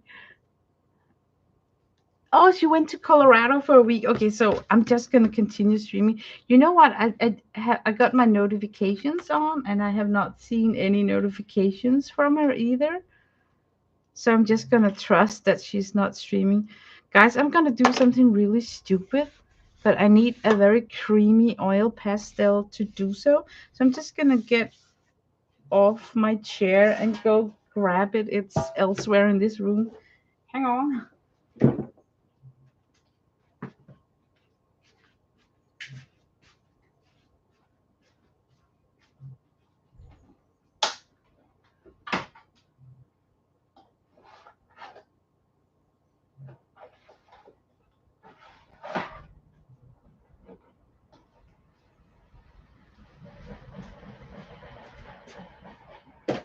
Oh, what's good missing?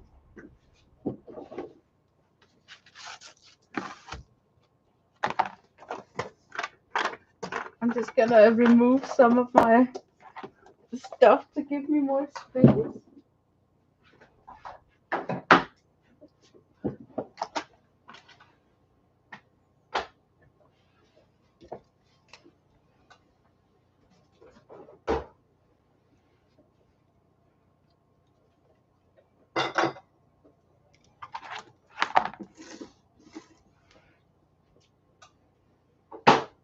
Hmm. I woke up the cat.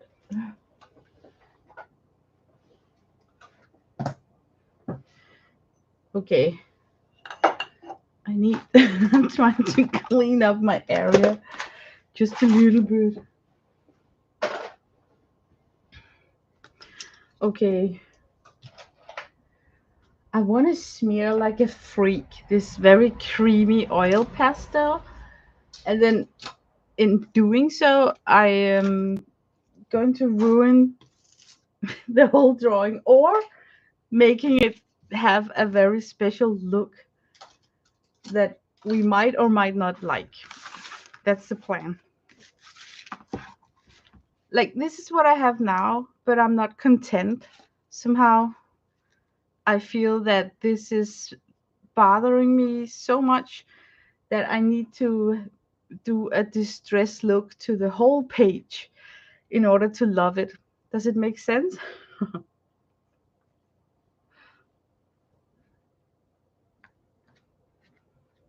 Okay, so here we go.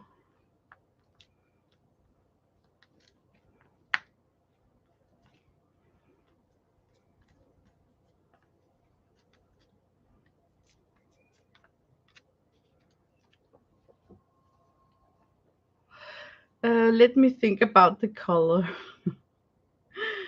Ah, okay, we got a sage green here. First of all, let's do that mandatory black frame around this.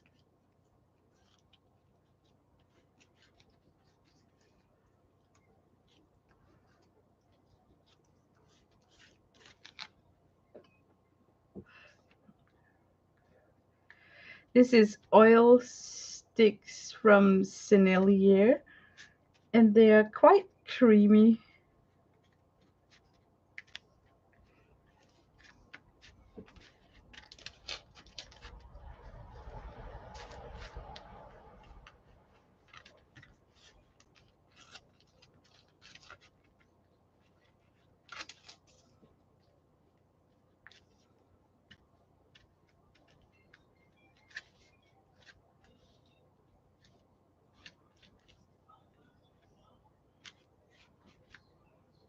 Now I'm a little bit quiet.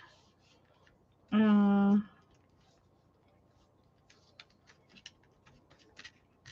okay, I'm gonna take a baby wipe.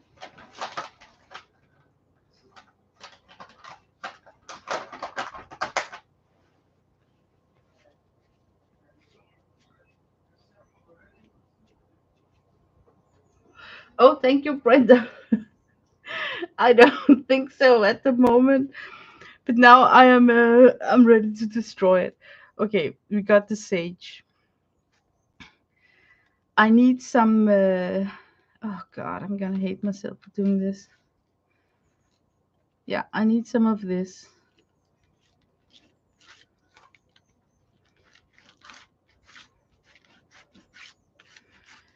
I need some super distressed look to make this work for me.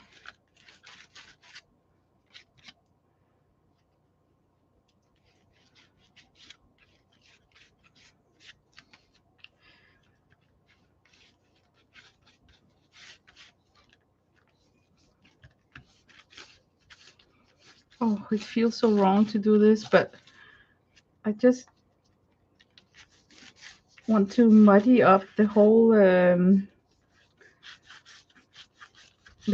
page. The madness behind this is that if I'm not content, I'm gonna keep on throwing, working on it, take the edges. Like here, I took the edge of the hat. Can you see that? So I am hoping to get to a situation where it's like the imagination that tells you where things begin and where things end, so that it will take off the necessity for performing a perfect hat shape. You know what I mean? Like going abstract so that it doesn't look like I don't know how to draw a hat. Can you see now we got more and more a suggestion of something going on up there.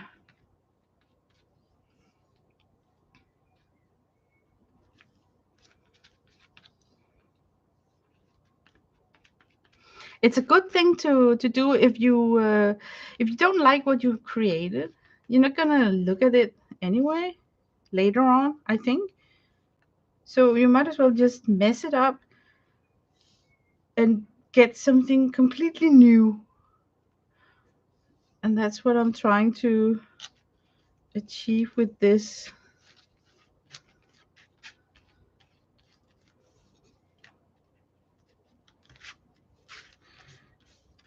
But the rule is that you have to be consistent.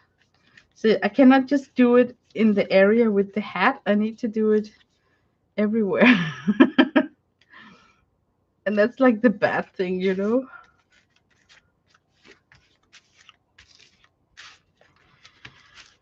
Ah, yeah. And now we need a frame. I need to frame it in with. I'm going for a very dark blue. I think I would like that.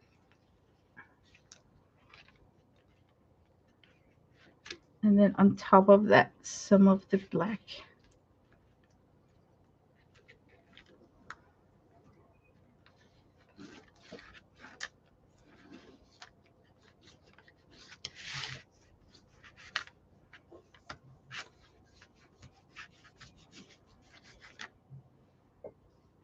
Oh, God. I'm sitting here finger painting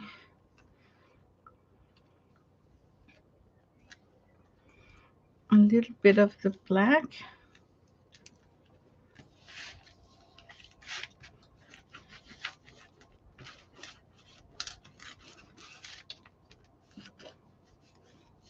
You're due to get thunderstorms? Oh, we just had one. Dot. Maybe it's on its way to you.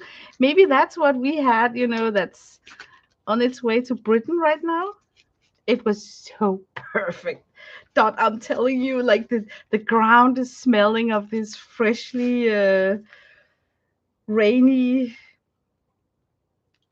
that scent it have when it just been a drought for a long time, and then finally the earth receives some water and it releases these gas pockets of earth scent.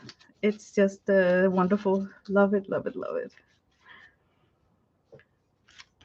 Okay, we have like a very dark edge going on here now. So let me see if I can utilize this to make it a little bit more interesting over here, for instance.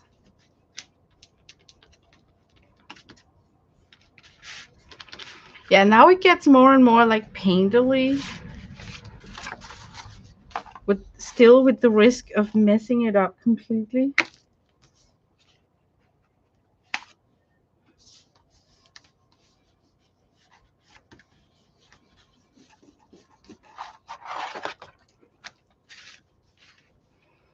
Okay, it's getting better and better. I better clean my hands. uh, you stopped too soon, Barbara. Well, I think that throwing things on top of it is making it more fun. And if you're working with a creamy pastel, you can always scrape off some of it. Let's say that I regret, I don't know, something here.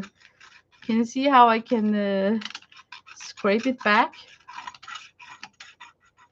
Maybe it's more visible down here.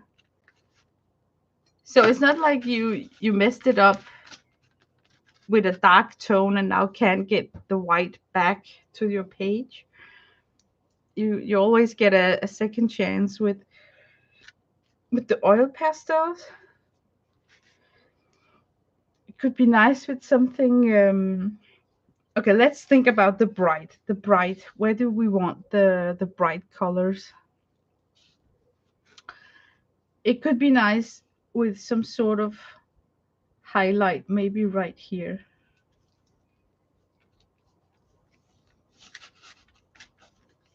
on that heart, and also something light yellow here.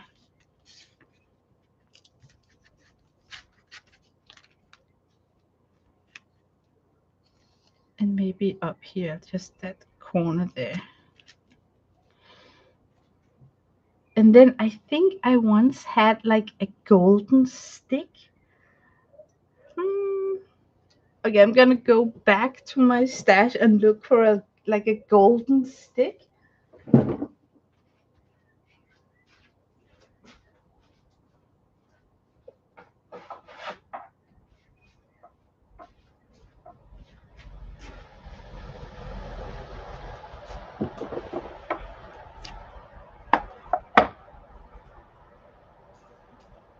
Gold. We want gold. Let's see. Oh, it's very shiny. That's cool.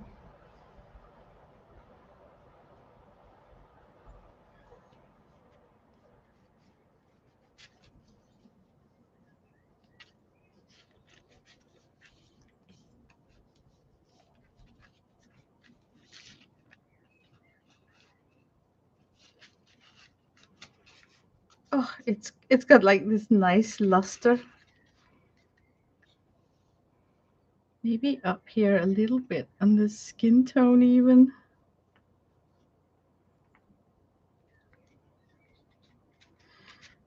Just just a little bit.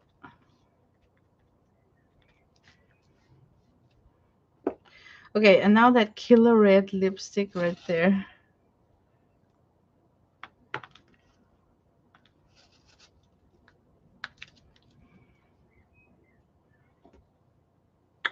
Hi, Joan. I remember the oil pastel from Stables that Paula had us all run out to get. I never used mine. I might need to dig them out into my duffel bags of things I don't pack. Uh, Brenda, sometimes I don't know what kind of oil stick it is, but if it's like real oil sticks, sometimes it comes when you have had it in your stash for a long time and not used it. It can produce some sort of a coated it caps itself. So if it feels like super annoying, then try with a craft knife or a spatula to just scrape off the first layer to get into some fresh stick, because there are some sticks that are like true oil pastel sticks and they will um I don't want to use the word dry up because oil sticks never really dry, but they, what's the word I'm looking for? They get this coated, like they set themselves a little bit on the outer surface, but you can scrape it off with a craft knife and get into a fresh stick. Let's see. You will have to check yours. Yeah. But maybe it's just another kind of oil pastels, and then you don't need to. Yeah, like a skin. That was the word I was looking for. Thank you so much, CB. Because real oil pastel sticks got skin on them, and I think that these sticks here has been available on the market for quite a long time. But it looks to me like the past 5 or 6 years, it has been more frequent that people are using generic supermarket oil pastel sticks. So the craft market has been flooded with all sorts of kinds. So whenever people tell me that they have old stash that's like 10 years old of an oil pastel, I always think that it's the real deal, like the real oil pastel stick and not a stick like this. I think this stick was produced less than 10 years ago because there was a demand for it for us people who was like into all these art supplies. Okay, I actually think that it's getting more and more likable. Oh, how can I get it in frame right here? I really like the color saturation of this up here with the stencils. And I think that if I was like really brave, I smeared down more, you know, but I don't want to ruin it more. And I like the dress area with where you can see the layering and still see the tiny floral pattern on the dress. And I like that I did not have to color in her dress at all. It just appeared from the collage background. So I think that I would kind of, maybe there's something missing in this area here because I got like this light area there. I don't really know what it should be. But I just kind of got to a good point where this is where I would stop working on it and then let my eyes rest on it and maybe add more when I come back. Maybe not. You think they're lovely? Yay! Oh, they are Stabilo brand. Okay, then they might be an oil stick that's ready to go whenever. So you don't need to peel off some sort of skin or anything.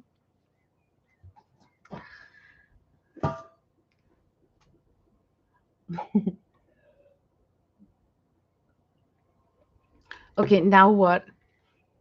Oh, thank you, Tori. Now I'm thinking now I got the luxury that Bob Owen is not streaming. So I could actually. Do you guys want to hang out more? Shall I be on half an hour, 40 minutes more? Because then we could totally shift gear and do a watercolor drawing instead.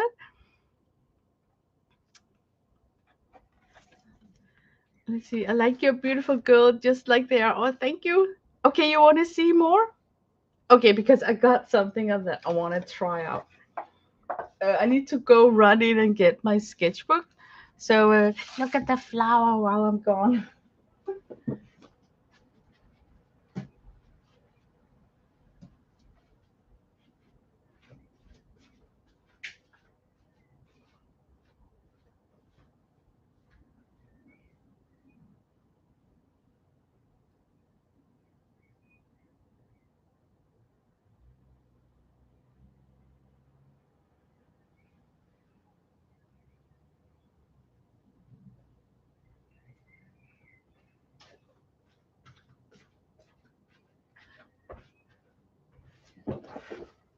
Okay, check this out.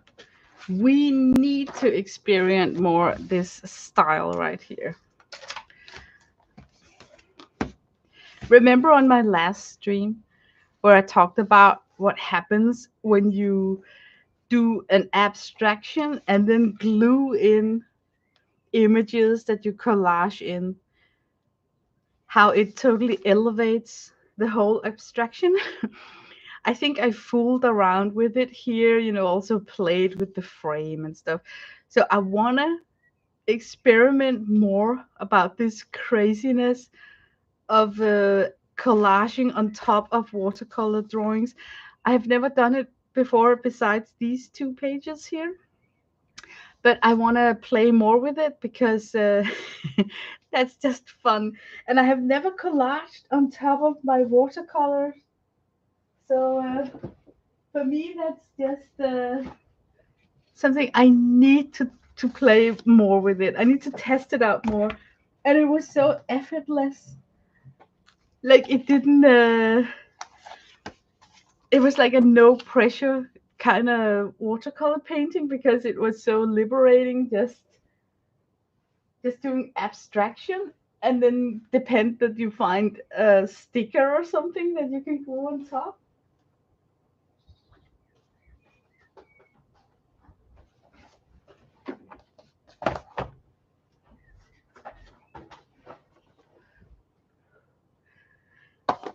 Because imagine how it takes off the pressure. Now you don't have to be able to draw a cute flower. You can just collage it in. And I got to admit that one of the best thing about watercoloring is to see how the pigments just flows. That's the fun thing. And then when it's dried up, I'm always thinking, now what? Like the fun is gone. Now I really have to shape up and produce some sort of image, and that's the hard part of it. So it's just gonna be fun that I don't need to shape up and think about what I want to paint. I can just collage it in. Um, I want to use my Kuretake Gansai Tampe paints because yeah, that's just what I have in hand. And then I'm gonna take a wet brush.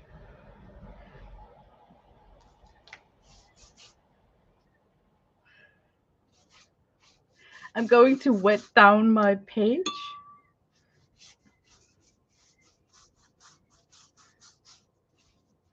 Just sporadically. I can even just do that. And then I'm gonna pick some colors.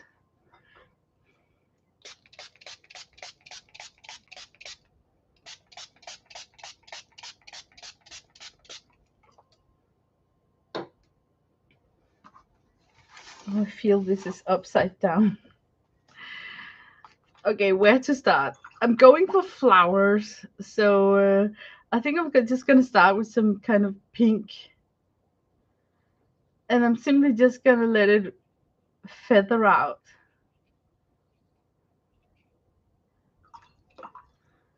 And then I'm gonna put a little smidgen of orange, just like that. Some yellows tend to push pigments, so I'm not gonna touch it to begin with. I'm just gonna see what it does. And this Art Nouveau palette, they don't flow that much. Okay, I may take that back. Of course, this one did, but I just had the feeling when I first played with them that they weren't like a runner.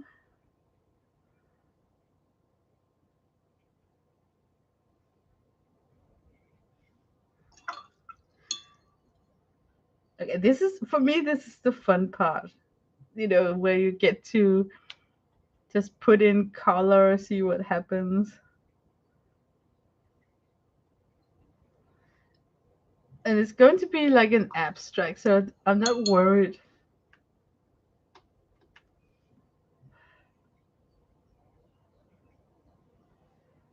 It's like I need a big something like really big and pink in this area here. Okay, and then at this stage, I would come in with something greenish. Maybe just, actually, just some, yeah, like that. Something really random, and then something really bright.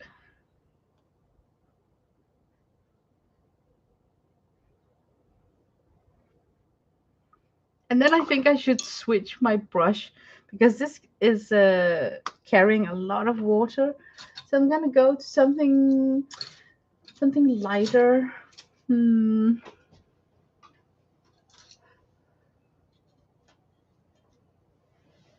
This one can give me like a thin line. So I'm just gonna go and grab. Yeah, it can give me that. What is it called? Almost like a liner. And now I think that I should worry about some sort of leaves.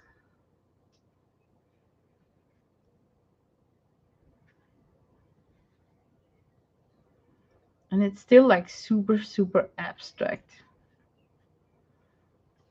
And now I'm so lucky that I actually have an area up here where I could get a stronger color in.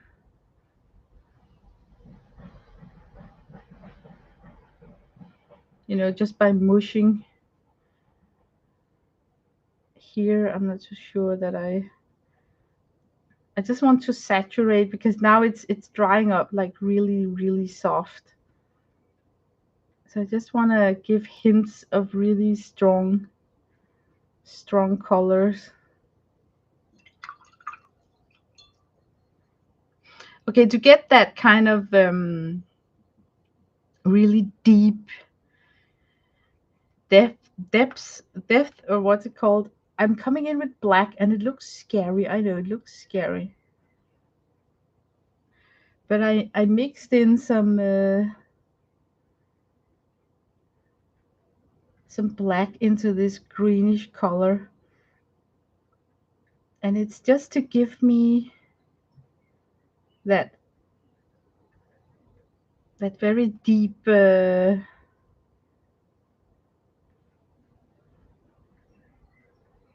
yeah, I can't even talk. Sorry. Yeah, I should let that dry. Before I let it dry, I want to tease this area here with some yellow because I got lucky a lot of times with putting yellow into the center of a cluster like this, and then suddenly it looks a little bit more like a flower. I'm just gonna drop it in. Maybe here I also could drop in. And then, of course, yellow splats because they're gonna push and behave funny, I think.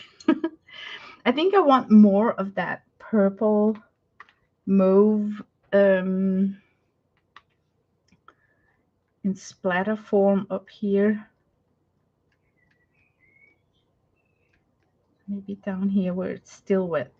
Okay, now I should kind of step back and just let it dry, and then we can work on it even more. But before I do so, I think that I should come in with something like, could you imagine this dark sepia here? What happens if I just give it a little bit of earth down here? And then I got some ultramarine that's gonna darken it up even more. Just down here.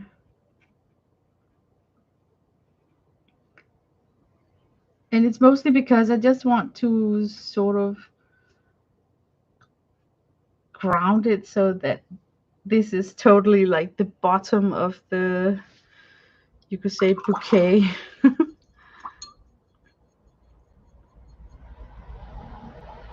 Okay, and then to totally annoy it and loosen it up, I'm gonna spray the top of it.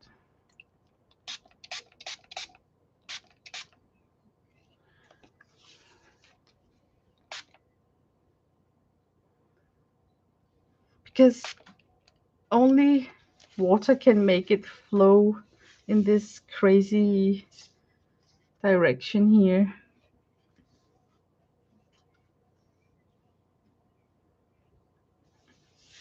Look how natural the black is settling. I couldn't do that with a brush, right? So, okay, now it's perfect for drying. I got a very strange shape right there, I think. If I spray it, it might shapen itself out. Now I don't like the way that it's curved, so I can just blot it off with some tissue.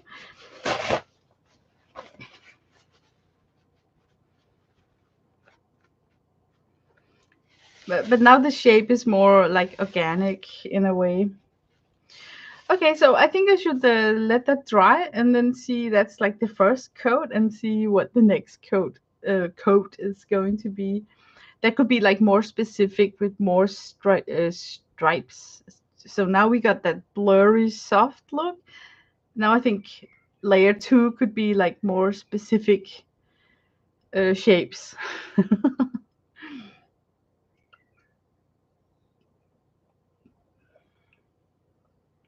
I saw a post on Facebook about strawberries and hepatitis A. What? Has anyone heard about this? That is so strange, Star. Could it be the way that they are fertilizing the strawberries? I mean, how does hepatitis A infect to begin with? Is it like airborne, or is it you have to digest something? I'm just thinking, because if it's like a fertilizer issue, then maybe if you wash down your strawberries before you eat them, you're able to wash away the disease. Hmm. I know that some people are boiling water and then just quickly pouring it over some of their vegetables to just instantly take out any kind of fertilizers that may still carry feces. I know it sounds disgusting, but some people are actually quickly pouring boiling water over some of their vegetables, and then afterwards quickly pouring cold water on top of them, because there is doubt about the way that manure have added bacteria to vegetables. But that is super scary. Yeah, it is totally strange. I think it's something to do with something that's added to the plantage where they are growing them, and not because a person who had hepatitis A touched them. I don't know. Yeah, it's making it a bit scary. I'm just gonna suck up this puddle of water right here because it's gonna take eons to dry.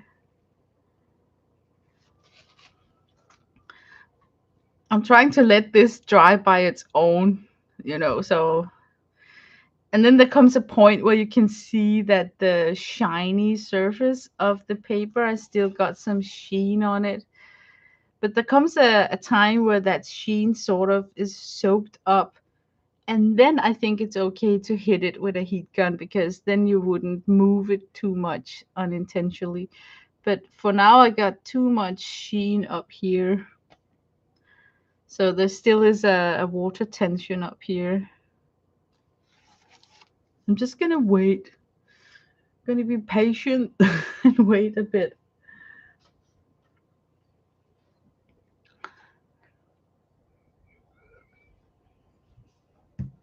Yeah, that's a good thing with vinegar. Yeah.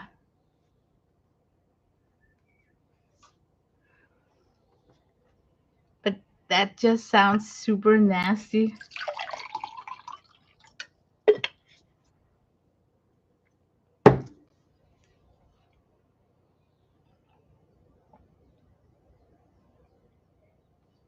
Hello, Deb.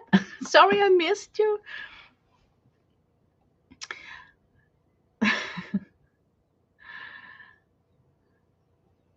I'm just reading chat. I'm reading backwards. I kind of had a period where I lost chat a little bit because I was so soaked up in my drawing. Oh my god, I'm not even on live chat. Yeah, there we go. Okay, now I feel it's safe to hit it with the heat gun because most of the water, not every, I mean, it's still wet up here, but hey, we're streaming, so I'm just gonna heat set it.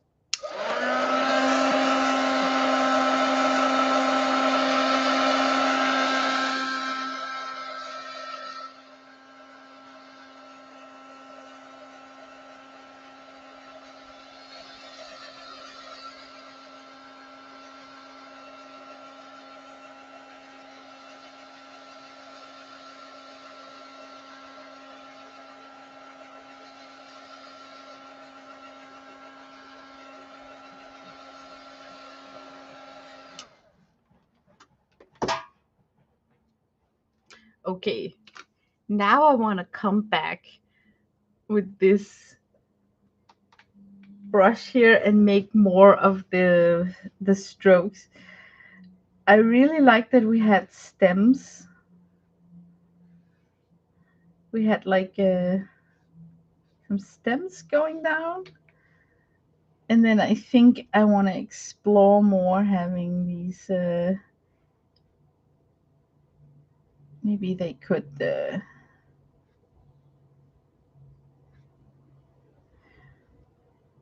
and then some brown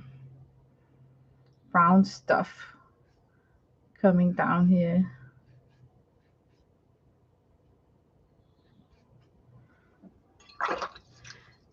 And then with a wet brush, I'm just going to soften up the lines. I'm just grabbing the tip of the brush and soften it up. Nothing, I just don't want those hard edges in that area there. Then I think that I should come in with something that really suggests the shape of a leaf. And I wouldn't mind if it was right around here. And because it's like a bit of, or a lot of abstract, I'm just gonna do like quick. So I don't, I'm not forced to paint out the whole shape of a leaf because, yeah, I just don't want to. Okay, and now I think I should find a collage image.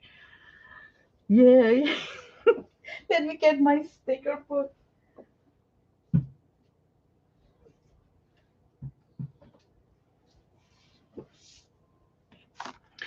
One would think that I can find a sticker in this botanical sticker book that would fit this drawing.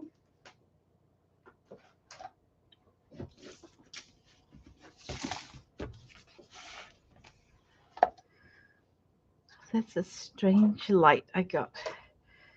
I wish that the light was better on my table. Okay, I'm just gonna start from the beginning of it.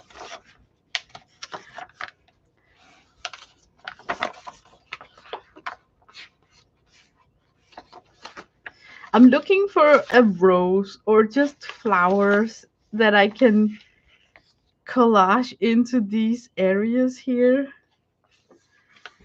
Of course, I would love if it was like a rose, like a nice looking rose.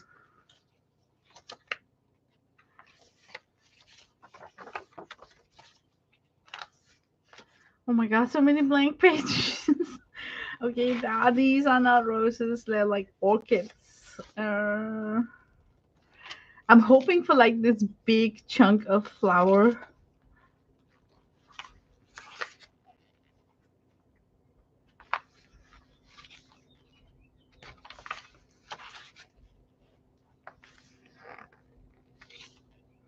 Mm. Okay, I know I am flipping very quickly, but it's because I think that my eyes would like immediately know when I find something like this is useful.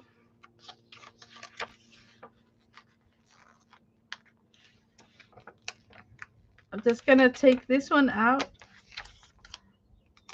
That is useful.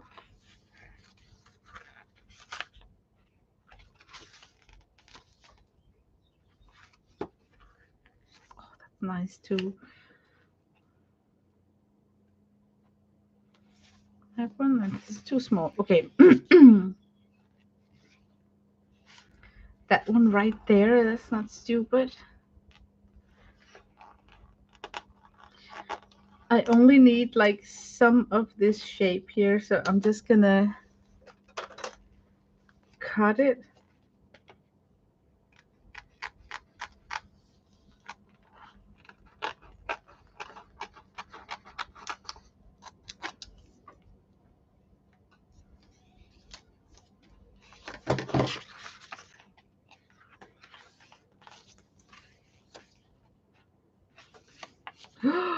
There it is.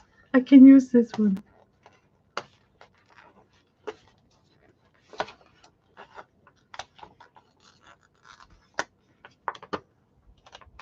This is a good one.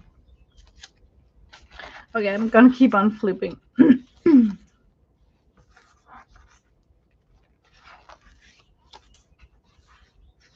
Now we get into trees and I think green and mushroom. Yeah, I think the rest of the book is mostly like tree, mushroom, uh, green plants and stuff like that. Berries.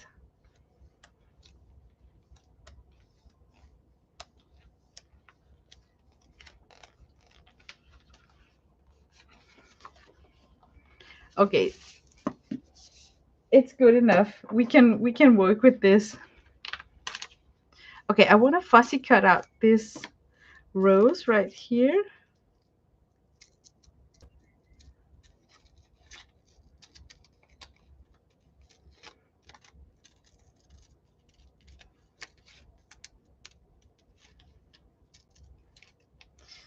I think the stickiness on these stickers are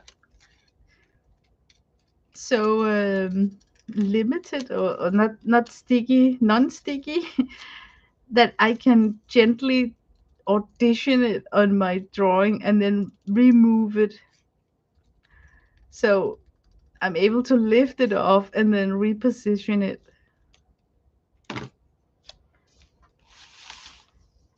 Ah, it's still very wet. I'm just gonna let it dry a little bit more. Okay, how do I'm just gonna take this lid here and put it there. These buds are fun too, right?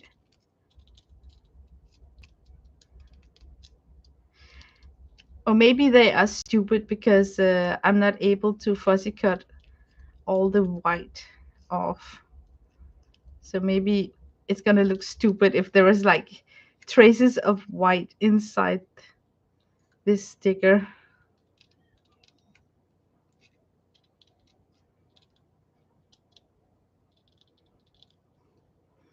But hey, there is a bud.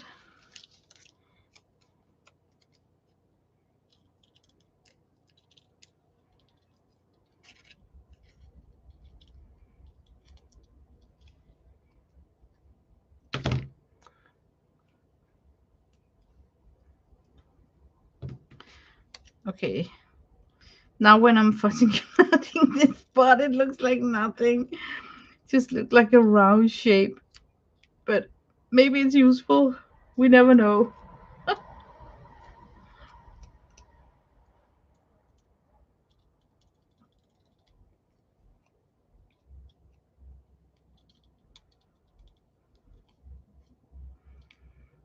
Oh man. Now I suddenly remembered why I dislike fussy cutting. Ugh, I'm a bit clumsy at this, but hey. Oh, oof. It is sticky after all. Okay, this one I'm gonna fussy cut very tightly so I don't get anything white.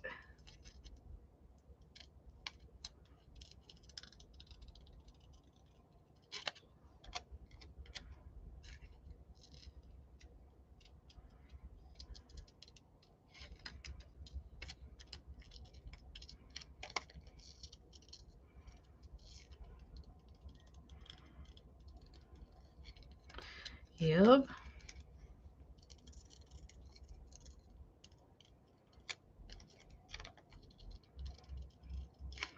Okay, half of it is done. Oh man, how can anyone sit and find this relaxing? Okay, I can imagine if you're listening to an audiobook or I don't know, if you're able to watch something on TV without having to look up.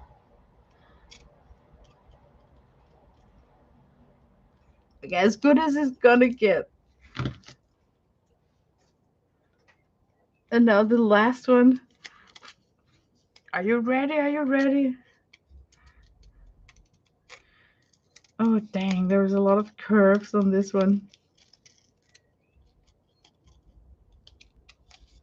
But all in all, I have really had a lot of fun with that sticker book. I've utilized a lot of the stickers in it. So I think that all the good stickers are gone. Like I recall that there were a lot of more like big roses in that book. What about that? Okay, I'm just gonna cut out the flower heads. Oh man, Kathy Arbor is gonna laugh when she's seeing this. I can just hear her because she's so skilled at drawing flowers. She would be like, "Damn girl, it's faster for you to just paint and draw them yourself." But in my case, no, I wouldn't get them so detailed and nice looking. Plus, I don't really have any botanical skills. Like it doesn't come natural to me to create a flower without a reference photo. Okay, I'm gonna heat set this because as you can see, it's still wet and shiny and bulky.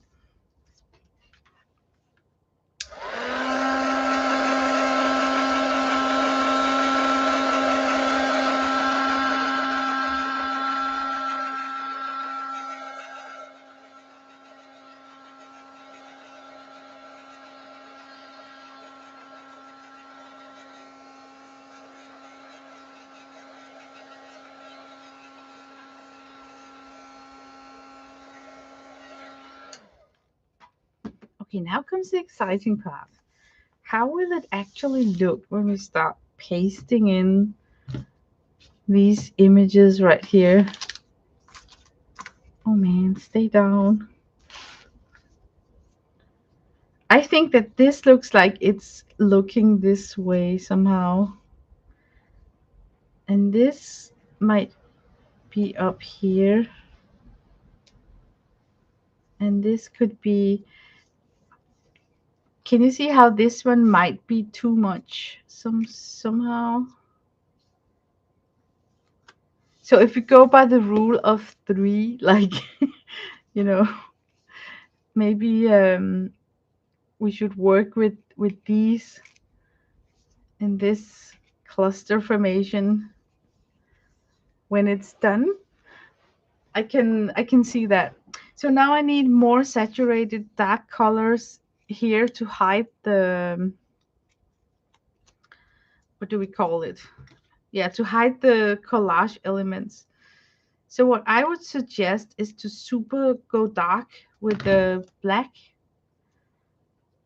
So let's test that out. I would totally. Okay, first I'm gonna mist the area. And then with not so much water, I would start prepping up my pans. First come in with a very dark green and then add black to that. That's how I would approach this.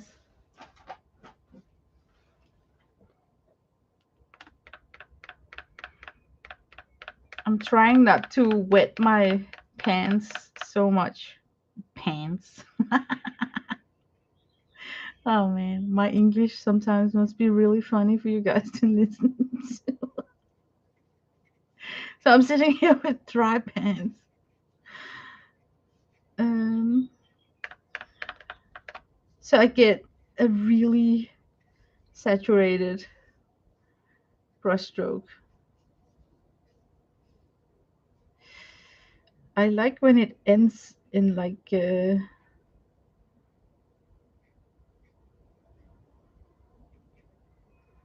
don't mind if it's a little bit pointy. Okay, hopefully this is gonna dry up like really dark, but I only know when before it's after it's dried it's cold.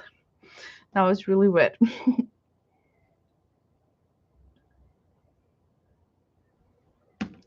Okay, let's heat set this. I hopefully it's gonna dry up super dark.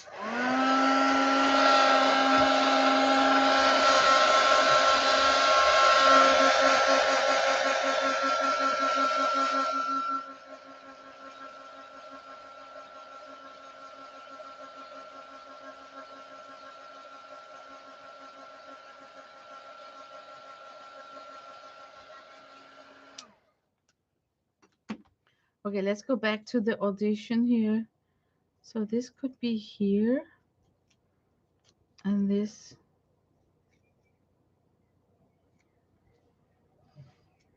is somewhat here. Yeah, we're getting there, people. I need some green body down here. Can you tell? Like something greenish.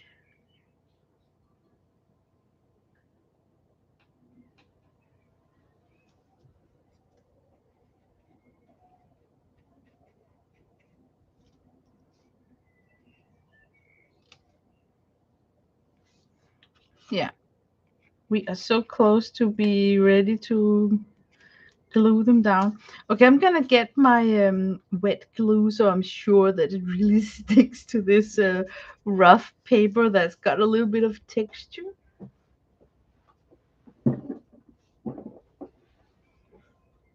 And I think I'm gonna, okay, for the last test, were there space?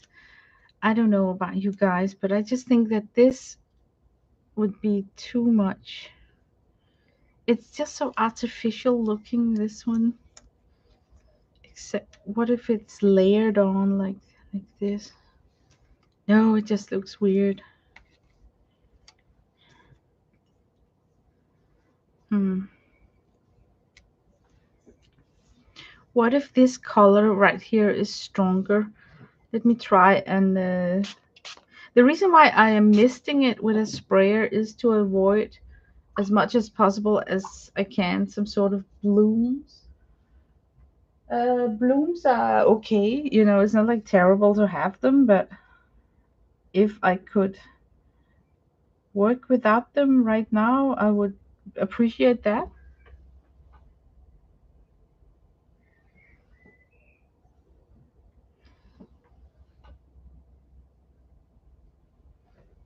Okay, I'm trying to add in abstract Lena flower here. It's kind of turning brown because of the underlying pigments. So maybe I should. not do that as much. Maybe I should go more pink up here instead.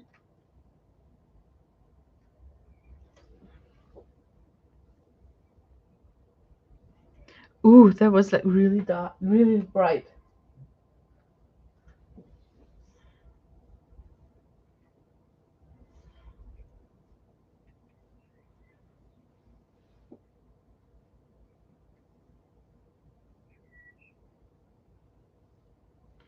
Okay, let's try this up. I'm not really sure that I know what I'm doing. Oh, oh, thank you, Janet, for being supportive. Thank you for visiting me, CB. Have a very, very nice weekend. Next Friday, I'm not streaming because we're having a midsummer pagan celebration where we're burning on a witch on a big bonfire. I promise to keep my pants on, not run around naked in a full moon, but I will not be able to stream. So don't look for me on Friday. I'm just gonna heat set this.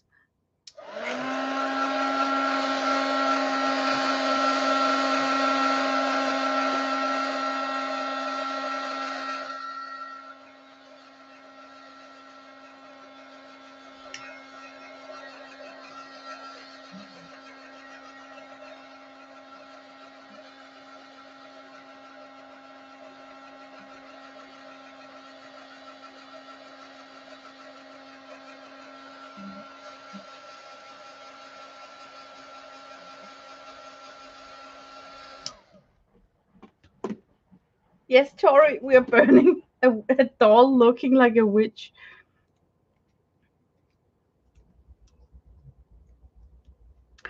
You know what's messing with my head? It is this looks like gouache. So the contrast is too big. I need to go in with gouache paint and get some of this on my paper to be more like gouache like this. So I'm just gonna open up my gouache palette. I'm sorry. This is a study for me too. So it's not like I have tried it.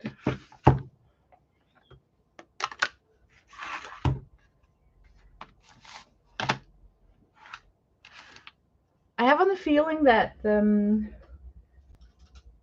I need some areas with opaque gouache to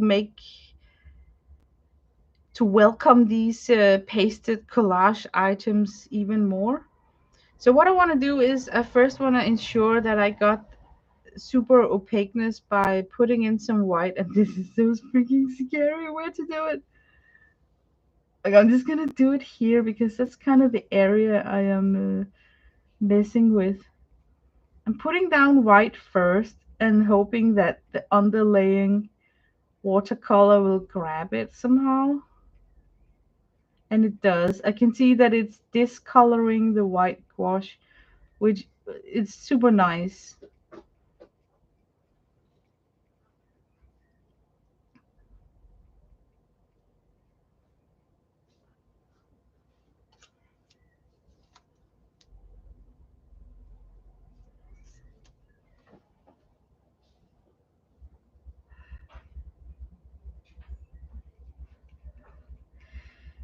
Now I'm trying to create some other white specks just to kind of welcome in this new opaque look, spread it around on the page.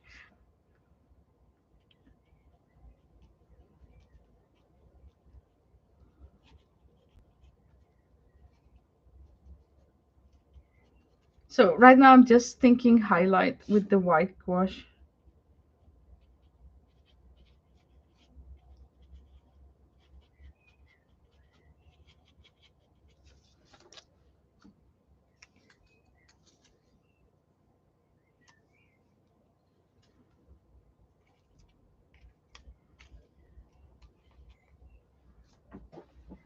This works up here. Can you see how with the help of the white?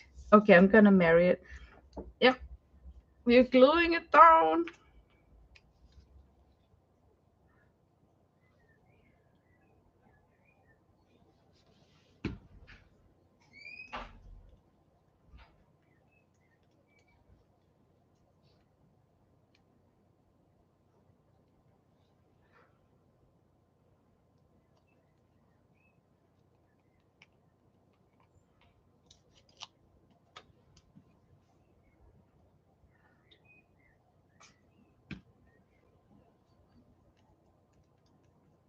I'm totally quiet. I'm sorry for being so quiet.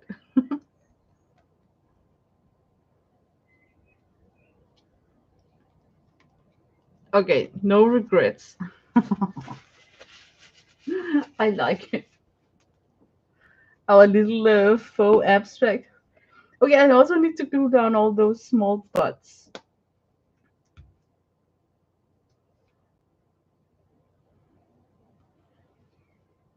Careful. Oh, there was a ton.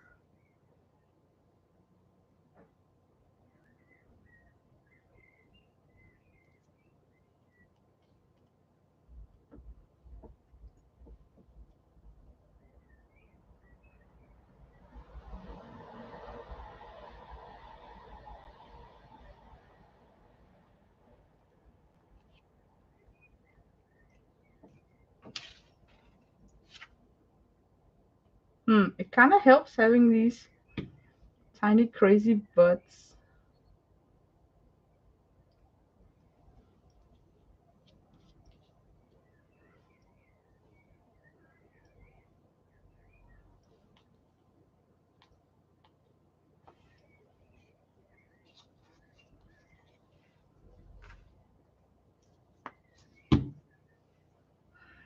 This one is just sticking out of nowhere. So maybe I should attach it to some sort of a stem.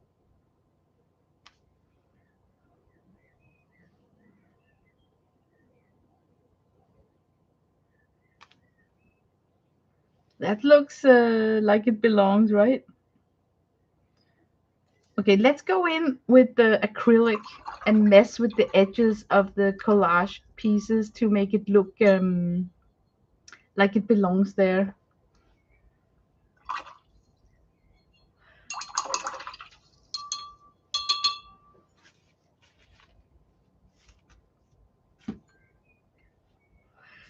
Here we could mess. Can you see that?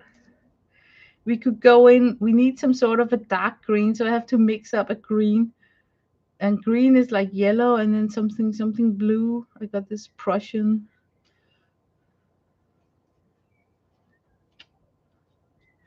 I want it like almost like dark blackish.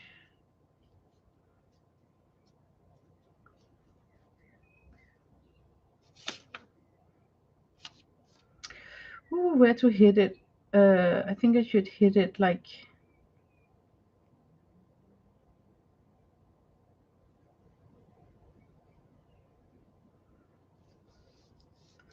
And then maybe also here.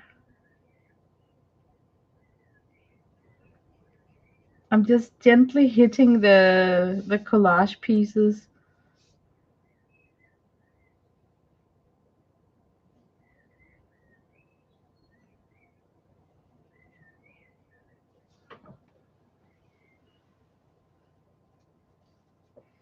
I don't think it takes much. Just bump it because the eye will pick up that. I don't know. The eye will just pick it up. There, I think I bumped it too much.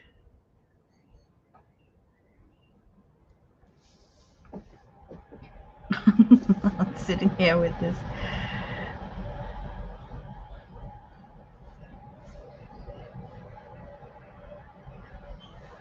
Yeah, I actually think that's a good approach.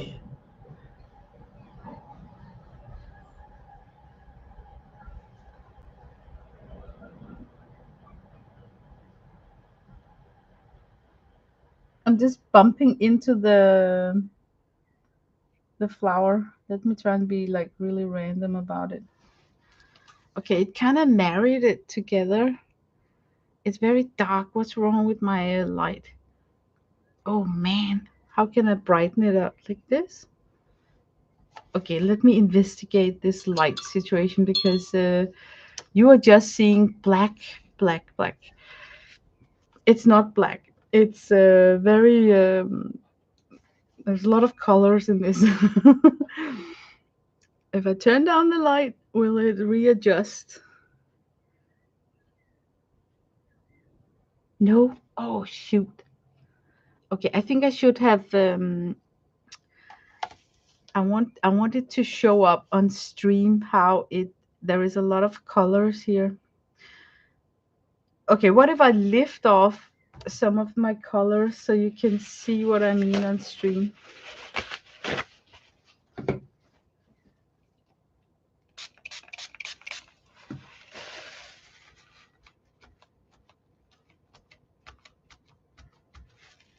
No, it won't really lift off. Ah, it's annoying that it's so dark for you guys. But what I discovered was that in areas like here, it seems more realistic because I bumped it on the edge, so it didn't look like it was. Can you see how this is glued on right here, like this corner right there? It's very clear that it's something that's collaged on. I just want to illustrate how much more better it gets if you bump it with a color. Did I get my point across? And also up here, it looks very collaged. So I want to go in with a very pinkish color with some white in it.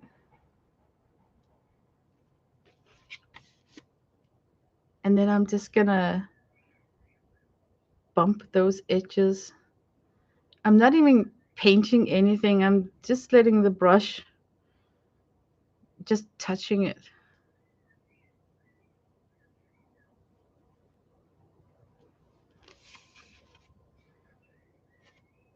Okay, that was a super bad example. Uh, maybe if I get a little bit more color on it.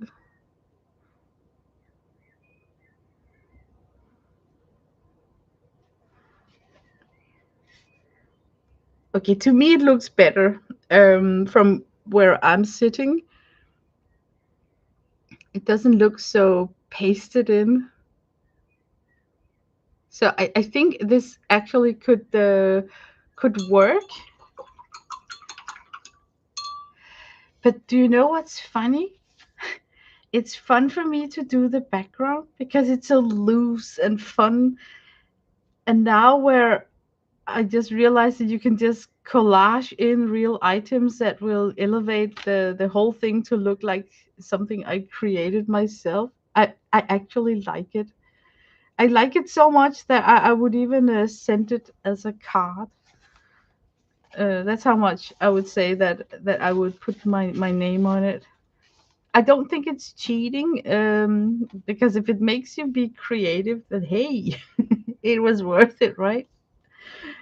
Okay, what's happening if we get some of the Lindsay Wyrick generic splatter on this?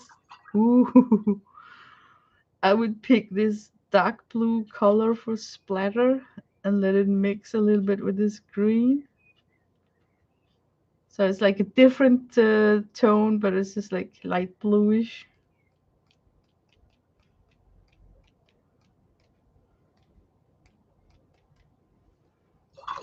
And then I would pick something like kind of reddish up here.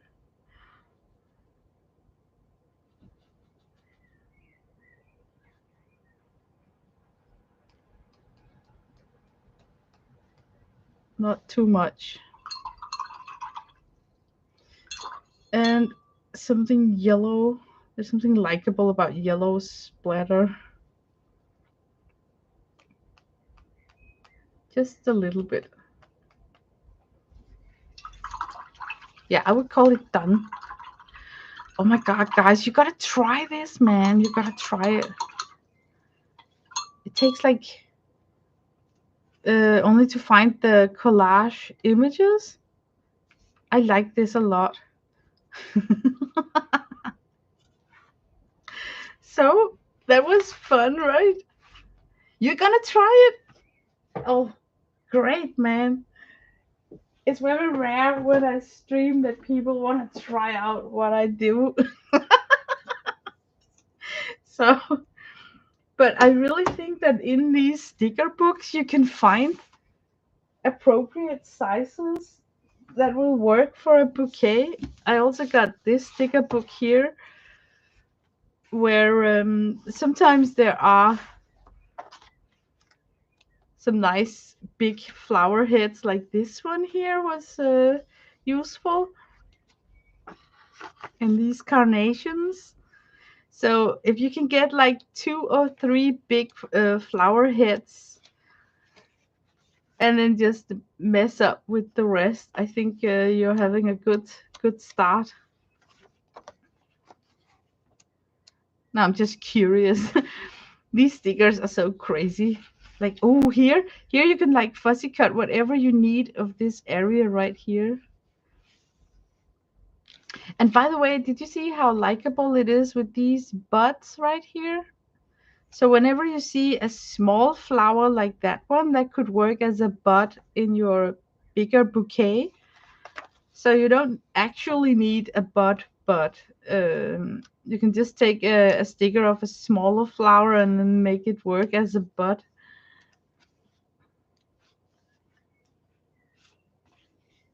Okay. Oh, yeah. Oh, look. Yeah. This is also a good. This is a good one if you have this at home.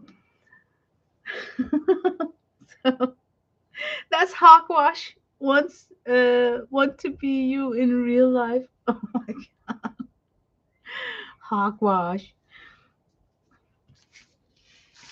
Okay, I think that was actually it.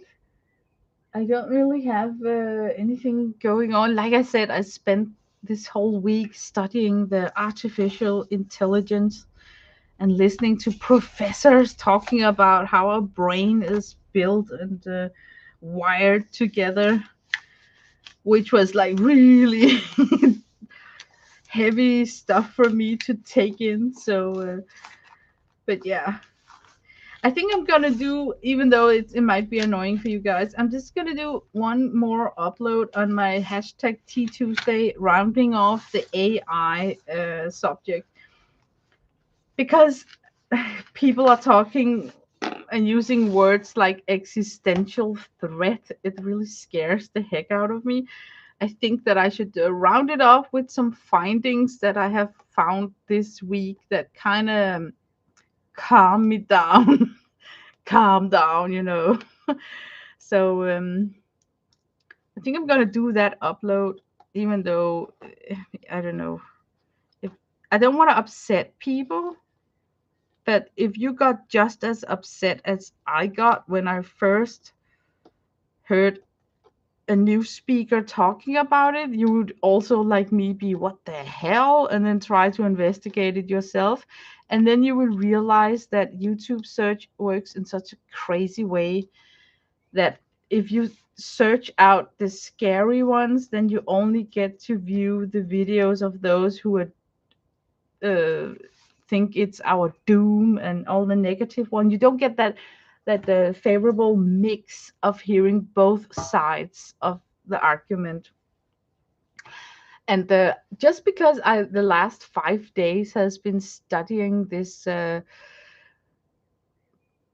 brain neurons and brain waves, and how our brain works contra a computer program brain, I can tell you it messed up my YouTube so bad. Now, when I turn on my YouTube, I get suggested videos that are all like sci-fi and from Harvard and Oxford and stuff like that. All the crafty video suggestions are just gone. So it just took 5 days to totally mess up my search engine. So what scares me is that they can duplicate your voice in the extent that it will. Yes, yes. That's why I made the upload, because I wanted to inform people that it is here, it is now. You can actually record just 5 minutes of a stream where someone is talking, and then there is a program, an app right now that can, from 5 minutes of speech, uh, simulate your voice so perfectly that they just in a prompt text field prompt area, write in a lot of text, and then when the computer reads up that text, it sounds like you. And yes, algorithm, that's a word. But I just want to bring it out there, because what the first thought I had was that, oh my god, now I can't even trust anything written anymore. Like, and I was picturing, you are in love and you receive a poem, and then you love that person even more because, oh my god, he wrote such a cute poem. But now I just know that people are sitting in front of ChatGPT, writing in prompts like one sentence, and then poof, it produced like something that they sign with their own name and say, "Hey, that's my creation." So you really change your AI algorithm. Yes, I did. My family know that if I don't say a dirty word in the first 2 minutes of the convo, it's not me. Oh my god, you're so hilarious. You know what? I am psyched up about this topic because I have had my head dug into the sand for the past 5 years where I've been doing art stuff. So my rhythm the past 5 years has been that I have watched less and less TV, let alone any news channel, reading a paper. It's just like, there's only so many hours on a day, and I have spent most of those hours just drawing and painting, that I kind of I kind of didn't follow along the technological development that the rest of the world have just, been tackling onto. And I found out that if you stop following technological progress, it is just that much harder to understand what happened the past 5 years when you emerge from your hibernation and want to learn. And I found out when my old phone, I used to have the first iPhone one, like it wasn't even called a number because it was just the first iPhone. And I had that for so many years. It's just recently I changed to a more modern phone because I needed to be able to run an app for COVID so I could get into restaurants. And I am not a user of apps. So for me, I just really had to start from scratch to educate myself about this AI, because I was so insecure of how does it work, how can it manipulate me, what kind of programs should I not download on my computer and stuff like that. I wonder if you're not better off. It's a scary world out there. You know what? I have been informed the past 5 days. First of all, I watched the documentary on Netflix called The Social Dilemma. And then I got taught that people are getting more and more aggressive on social media. And it's because they are whipped up by bots and fake news to react. Because any kind of reaction, whatever makes people sit down at the keyboard and write something, is good for technology, because that's how they earn clicks, and that's how something become viral, and that's how you, if you post something and people react to it, and then it in the search engine just elevate that post. So, and then I also know that there's nothing like angry people who likes to write, right? So I kind of feel that when I open up my Twitter, that everything has changed. Remember back in 2017, where most of us were using Twitter as a meeting point, and you saw a lot of, like, 80% of it was people from the community and their posts. Now I think it's flipped around. I get a lot of things posted that I didn't ask for. And it's so difficult for me to tell Twitter that, hey, I'm not American.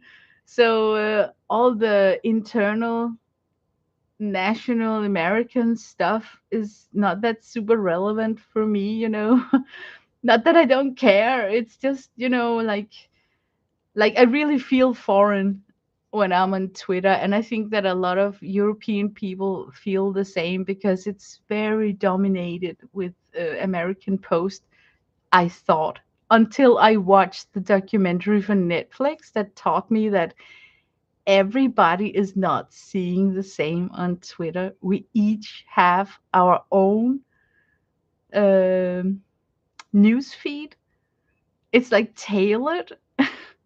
So if my hubby, for instance, had a Twitter account, he don't. But if he had, it would look totally different than mine. So somehow I need to tailor my Twitter back to what I want, and I wasn't aware of that. I wasn't aware that you could customize your own social platform, but you have to actively somehow either, if you have the option of telling that you are not interested in posts similar like this, you have to actively do it. Otherwise, you will keep getting those kind of posts. So suddenly it was like hard work for me to figure out, okay, what kind of platforms do I dislike? And one of them is Facebook. I think Facebook is the same. There's people I'm friends with. I don't even see their posts anymore. And then I realized that I had to go in and react to one of their posts before Facebook will favor me and show me their posts in the future, which is super annoying. Super annoying. For some reason, my Facebook account these days is thinking that I'm shopping for a nursing home. I'm not. Oh my god, that is so hilarious. That is so hilarious. Oh.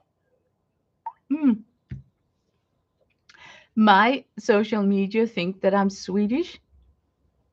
I don't know why. I must hit a tower that's near something that's Swedish, because when I am on Google and I search for something, all the results are in Swedish.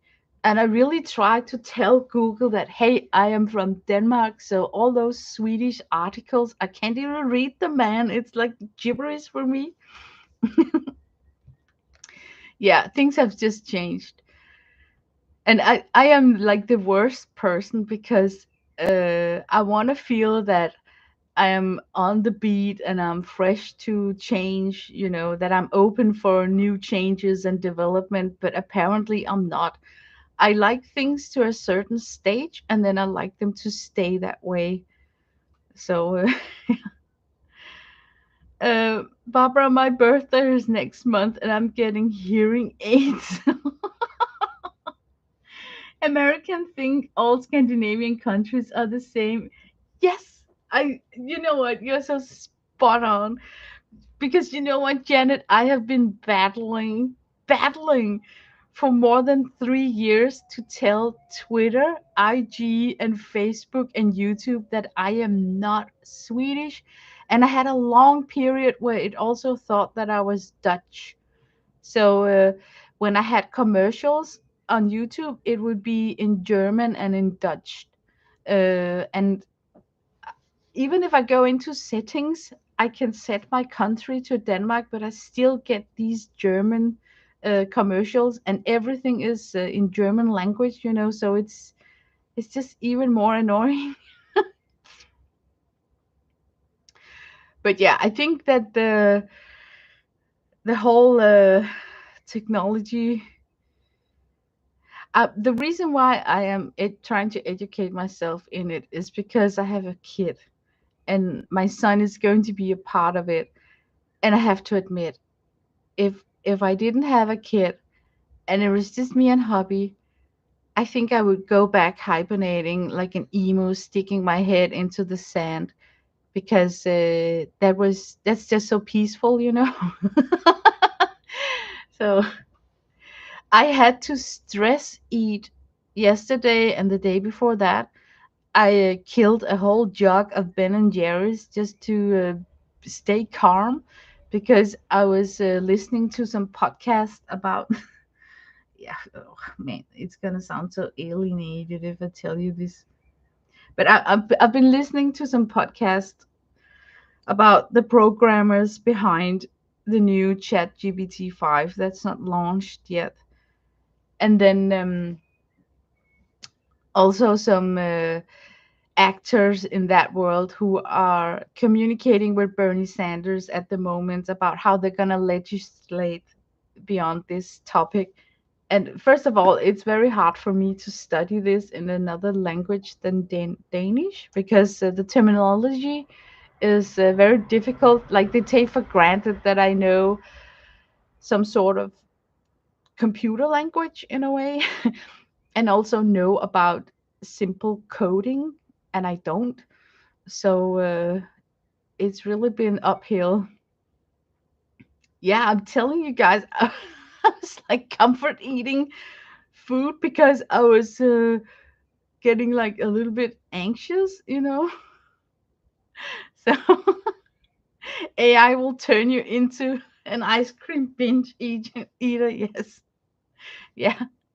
And the most strange part of it is that I don't think that I'm alone. You know, like, I think we are a lot of people who really want to be informed, but the more informed we get, the more we think that we know nothing. And that's also scary, right? So, yeah, I think I'm gonna make a last upload about what I learned, because I really did learn that the Chat TBT that you can download at the moment is not dangerous, and you will not be installing some sort of dangerous virus into your computer. So you can just go on and play on it and just do whatever fun you can get out of it. Because the reason why they need to launch it and why millions of us already are using it is because it's a language module that have to be bombarded with all sorts of questions to be better at connecting data and talk and act like a human. So basically, it's just like a toy, you know. It's like I don't know. It's not dangerous. So when people are talking about artificial intelligence being super intelligent, that's not been released yet, and it's not been developed yet. So don't be scared. I was scared and thought that all AI was dangerous, so I deleted Snapchat from my phone. But now I'm getting so much more informed that I understand that the modules, language modules that are out there right now being used by millions, are actually just in the very early stage of teaching a computer to use information. And the information that the Chat GPT got is current up till the 21st of September 2021. So everything beyond September 2021 is not in its updated data bank. So if you ask it something that like, if you ask it how is the weather going to be next week, you can't use it like that yet, because it's not uploaded with the weather since September 2021. So you think TikTok is more dangerous? Yes. The thing about TikTok, I don't have a TikTok program, and I've never used and been on TikTok. But what I have learned about TikTok the past 5 days is that, first of all, it's not an American program, it's a program by China. So if you think that China wants to have access to your mind and even manipulate you with something, TikTok would probably be how they would do it. When TikTok got released, everybody was putting in their uploaded videos and all looked like normal people. Then suddenly TikTok introduced a set of filters so you could look different while you're live. It's not even something that you first have to record and then add on a filter. No, it's so developed that it can do it while you are freaking live. It can give you like filler lips, remove um and give you a very smooth skin. So what I'm talking about, that it was an advantage for a lot of the TikTok's content creators in the beginning, because suddenly they look pretty. But what happened is that everyone down here suddenly are using the same filter, and now it's status quo. Now they are like equally pretty. You know what I mean? But the bad thing is that this up here is artificial, it's fake, and it's making our youngsters think that they are ugly in their natural mirror, because this image right here is is a skewering nature. You know what I mean? Like it, like I'm gonna say it. If everybody is using a filter to look pretty and natural, then you're most likely not inclined to Skype face to face with your friends, because you suddenly feel that you look ugly without all that the filter that's gonna pretty you up and make you look younger and everything. But what's lacking in our social media society is face to face conversation. You know what computers can't do? They can't do the interactive body language that happens when two people are facing each other. So I think it's very important that instead of seeing this as as a go-to thing to do because everybody else is making themselves look nicer, thinner, younger, prettier with filters, we should go back to where it started to be. Like, we are natural people. Some of us just woke up, didn't take a shower yet. We should dare to just show our less blinged side of ourselves and bring things more back to a natural conversation, because that's the first step to making an artificial avatar of yourself. So suddenly you are forced to, almost, I'm saying, you are forced to put on makeup to go down to buy milk. What the hell is that about? So I feel sorry for all the young people growing up thinking that they're ugly because they are used to see that almost manga look-alike fake avatar that all their friends are on TikTok. Yes, imagine it growing up in this area. Yeah. And that's why I think it's important that people at our age learn ourselves more about this, because we can maybe pick out things in amongst our grandkids, because some of our grandkids might not have the courage to talk to their parents, mom and dad, but maybe can easily talk to their grandparents about it. So, oh, thank you, Joan. Yeah, the COVID lockdown has really showed us that you can get an external life on a virtual platform like social media. So when they released the lockdown, some of us just thought that it was a little bit difficult to have social contact again. Like, I myself have felt awkward down in the supermarket, like when people out of nowhere speak to me. I feel like, you know, I'm almost there that I want to whisper to them, "Can you see me?" You know, like I don't want them to address me. Um, I don't think that I was like that before COVID. I don't know, and I think I'm more isolated now. And I think that uh, before COVID, I jumped in on my bike and went to shops. Now, COVID taught me that, hey, you can get everything from Amazon, so I don't even need to go outside and leave my house if I want something. Oh, you still wear a mask? Yeah. Well, I was wearing a mask at the doctor's office. I think is it a month ago or something? No, it was when my son and hubby was in Spain. I got sick, and I was insecure whether I had something that needed penicillin treatment. Is it called that in English? I was at the doctor's office, to make sure that I didn't need some sort of penicillin. Yeah. So I was wearing a mask, and I was the only one in that room wearing a mask, and I felt that people were like looking weird at me. It was it was really strange how the society first got used to wear a mask, and then now nobody seems to wear it anymore. So if you are putting on one now you are like the only one there. So. mm.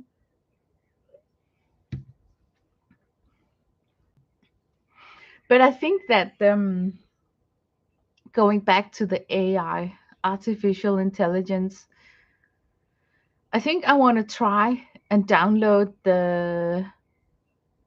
I don't even know what it's called, man. There is a program where you can draw drawings. I need to figure out it's called. I want to try it out because now I got eased and relaxed about that kind of program is not dangerous. You can could just go use it, and the only thing is that you are contributing contributing to the demand of those kind of of programs. I mean, yeah, period. But I just wanted to say that I want to play with that program and get to know it because now I have heard a lot of podcasts about chat gpt language modules. I think it's time for me to try and use one of those programs to see what it's all about. Is it like Wikipedia just with the ping pong sentences that makes the computer more human, or what? And what can it do with all the images? I want to try and play with it. So uh, yeah, but maybe I should do an upload on that T Tuesday thing about my the more I learned about this AI and why I'm not so afraid anymore. And then I will try and see if I can download that program where you can do art. So on a stream, we can just sit and watch me write in some prompts and see what it can create and see if it's fun. Because as far as I understand, it's a harmless program. Don't be afraid of it. And I think that it might even be a super fun tool. Imagine like like Sandra showed us these vintage manga look-alike Victorian digiprints.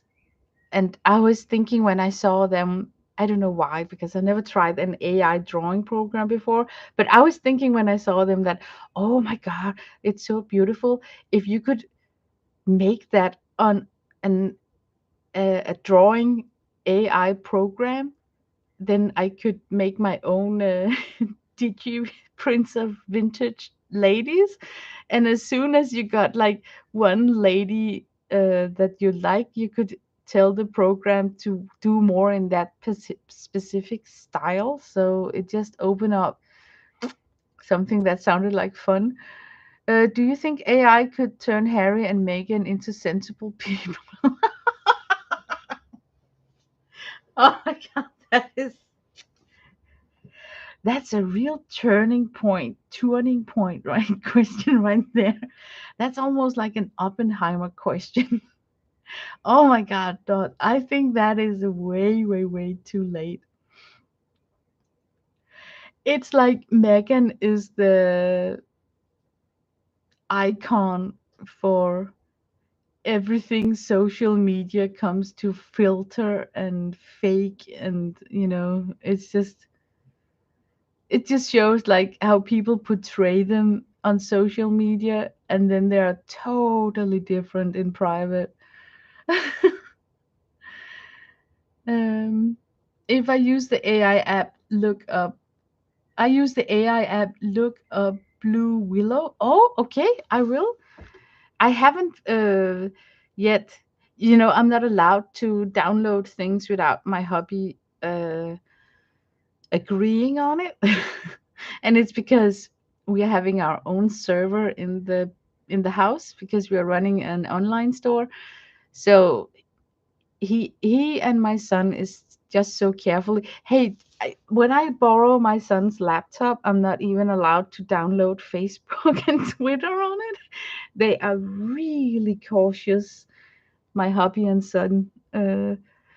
So I would have to ask him to find the program and download it for me. Yeah, Megan is like super narcissist, and I know that Harry did some stupid things, but I kind of feel sorry for him. I feel that, oh my God, it's just a loss. You know, when he got on that plane and they flew to Canada, I was just thinking, now he's out. Like, as soon as they left UK soil, I was thinking, no, no, no, no, no, no, that's wrong. That's just so wrong, you know.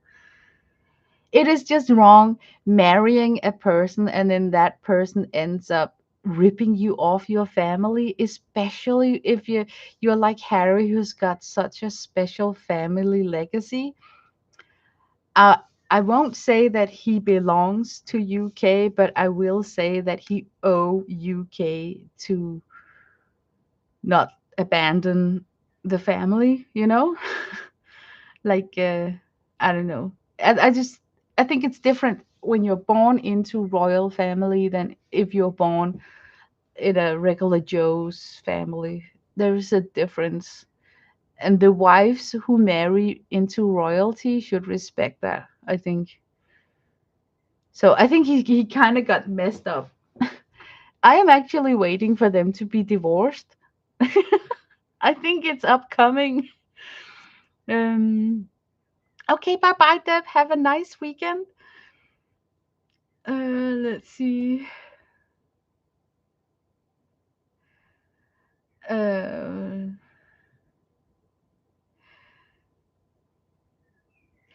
well, the marriage is doomed. Yeah. I think it's a matter of time, and then they're going to get divorced. Now I'm thinking like a freak. What is her name? What is her name? I follow a British lady on YouTube. Her name is Lady. Let me see. Okay, let me get the name.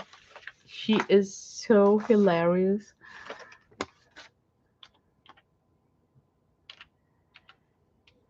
Uh,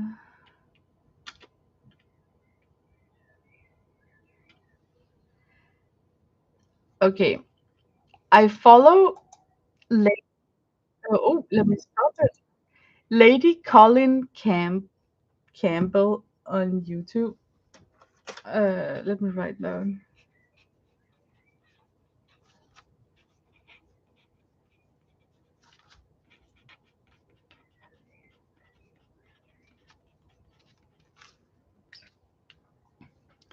Okay, the reason why I follow her, Lady Colin Campbell, is because she got a foot inside the royal family in UK, and she knows something behind the curtains, you know? And she is very articulate, and she's got that really great British way of speaking, you know, like hello, you know, like I really like those kind of things because I don't know why. I just do.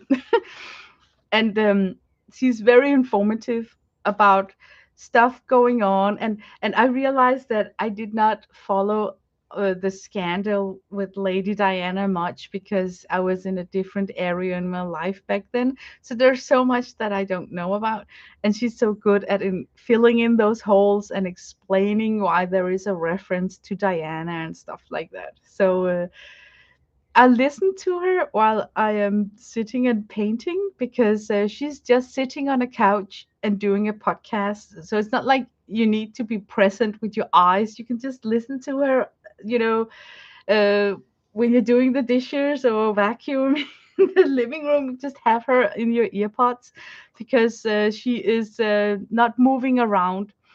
And I'm telling you guys, she lives on a freaking castle, on a castle. And there is a tour she also have. So, I just feel that she's very close to the royal gossip. So, whatever she says, I believe it more than I believe a post on Facebook or something about royal people. Diana was a spoiled brat. Well, Lady Colin Campbell thinks the same. So, but it's really fun to listen to her takes on different things. So I've gotten more out of following her YouTube channel than just reading random gossips at our own uh, magazines or whatnot. So, but yeah, guys, it's been really fun just sitting here and chatting. I can't believe that I've been on almost 4 hours. I think it's the first time for me to have such a long stream. So, but does she talk smut? Yeah, well, I don't think that I ever heard Lady Colin Campbell swear. She always keep it nice and clean, but she knows her way to roll her eyes and give a fake laughter, So I don't know. It's just delightful to, you know, even the way she starts, like "hello," I just like it a lot. But go tell me if you listened to her, if you thought it was fun. Oh, thank you so much, Barbara. I really had a good time streaming with you guys. I love that I can show you all, like I don't have to have something prepared or be afraid of experimenting in the moment. So, thank you so much. I wish we could talk dirt all day long. Maybe I should just do streams like that. I could have like rant streams that I could just take down. So, but I wish you guys a very, very nice weekend. Mine is gonna be so, so great because we just had rain, so the temperature is down now. Um, so I really feel that I'm gonna leave my house this weekend because now it's nice and cool and stuff. So yep. Bye bye. Thank you. God bless you all.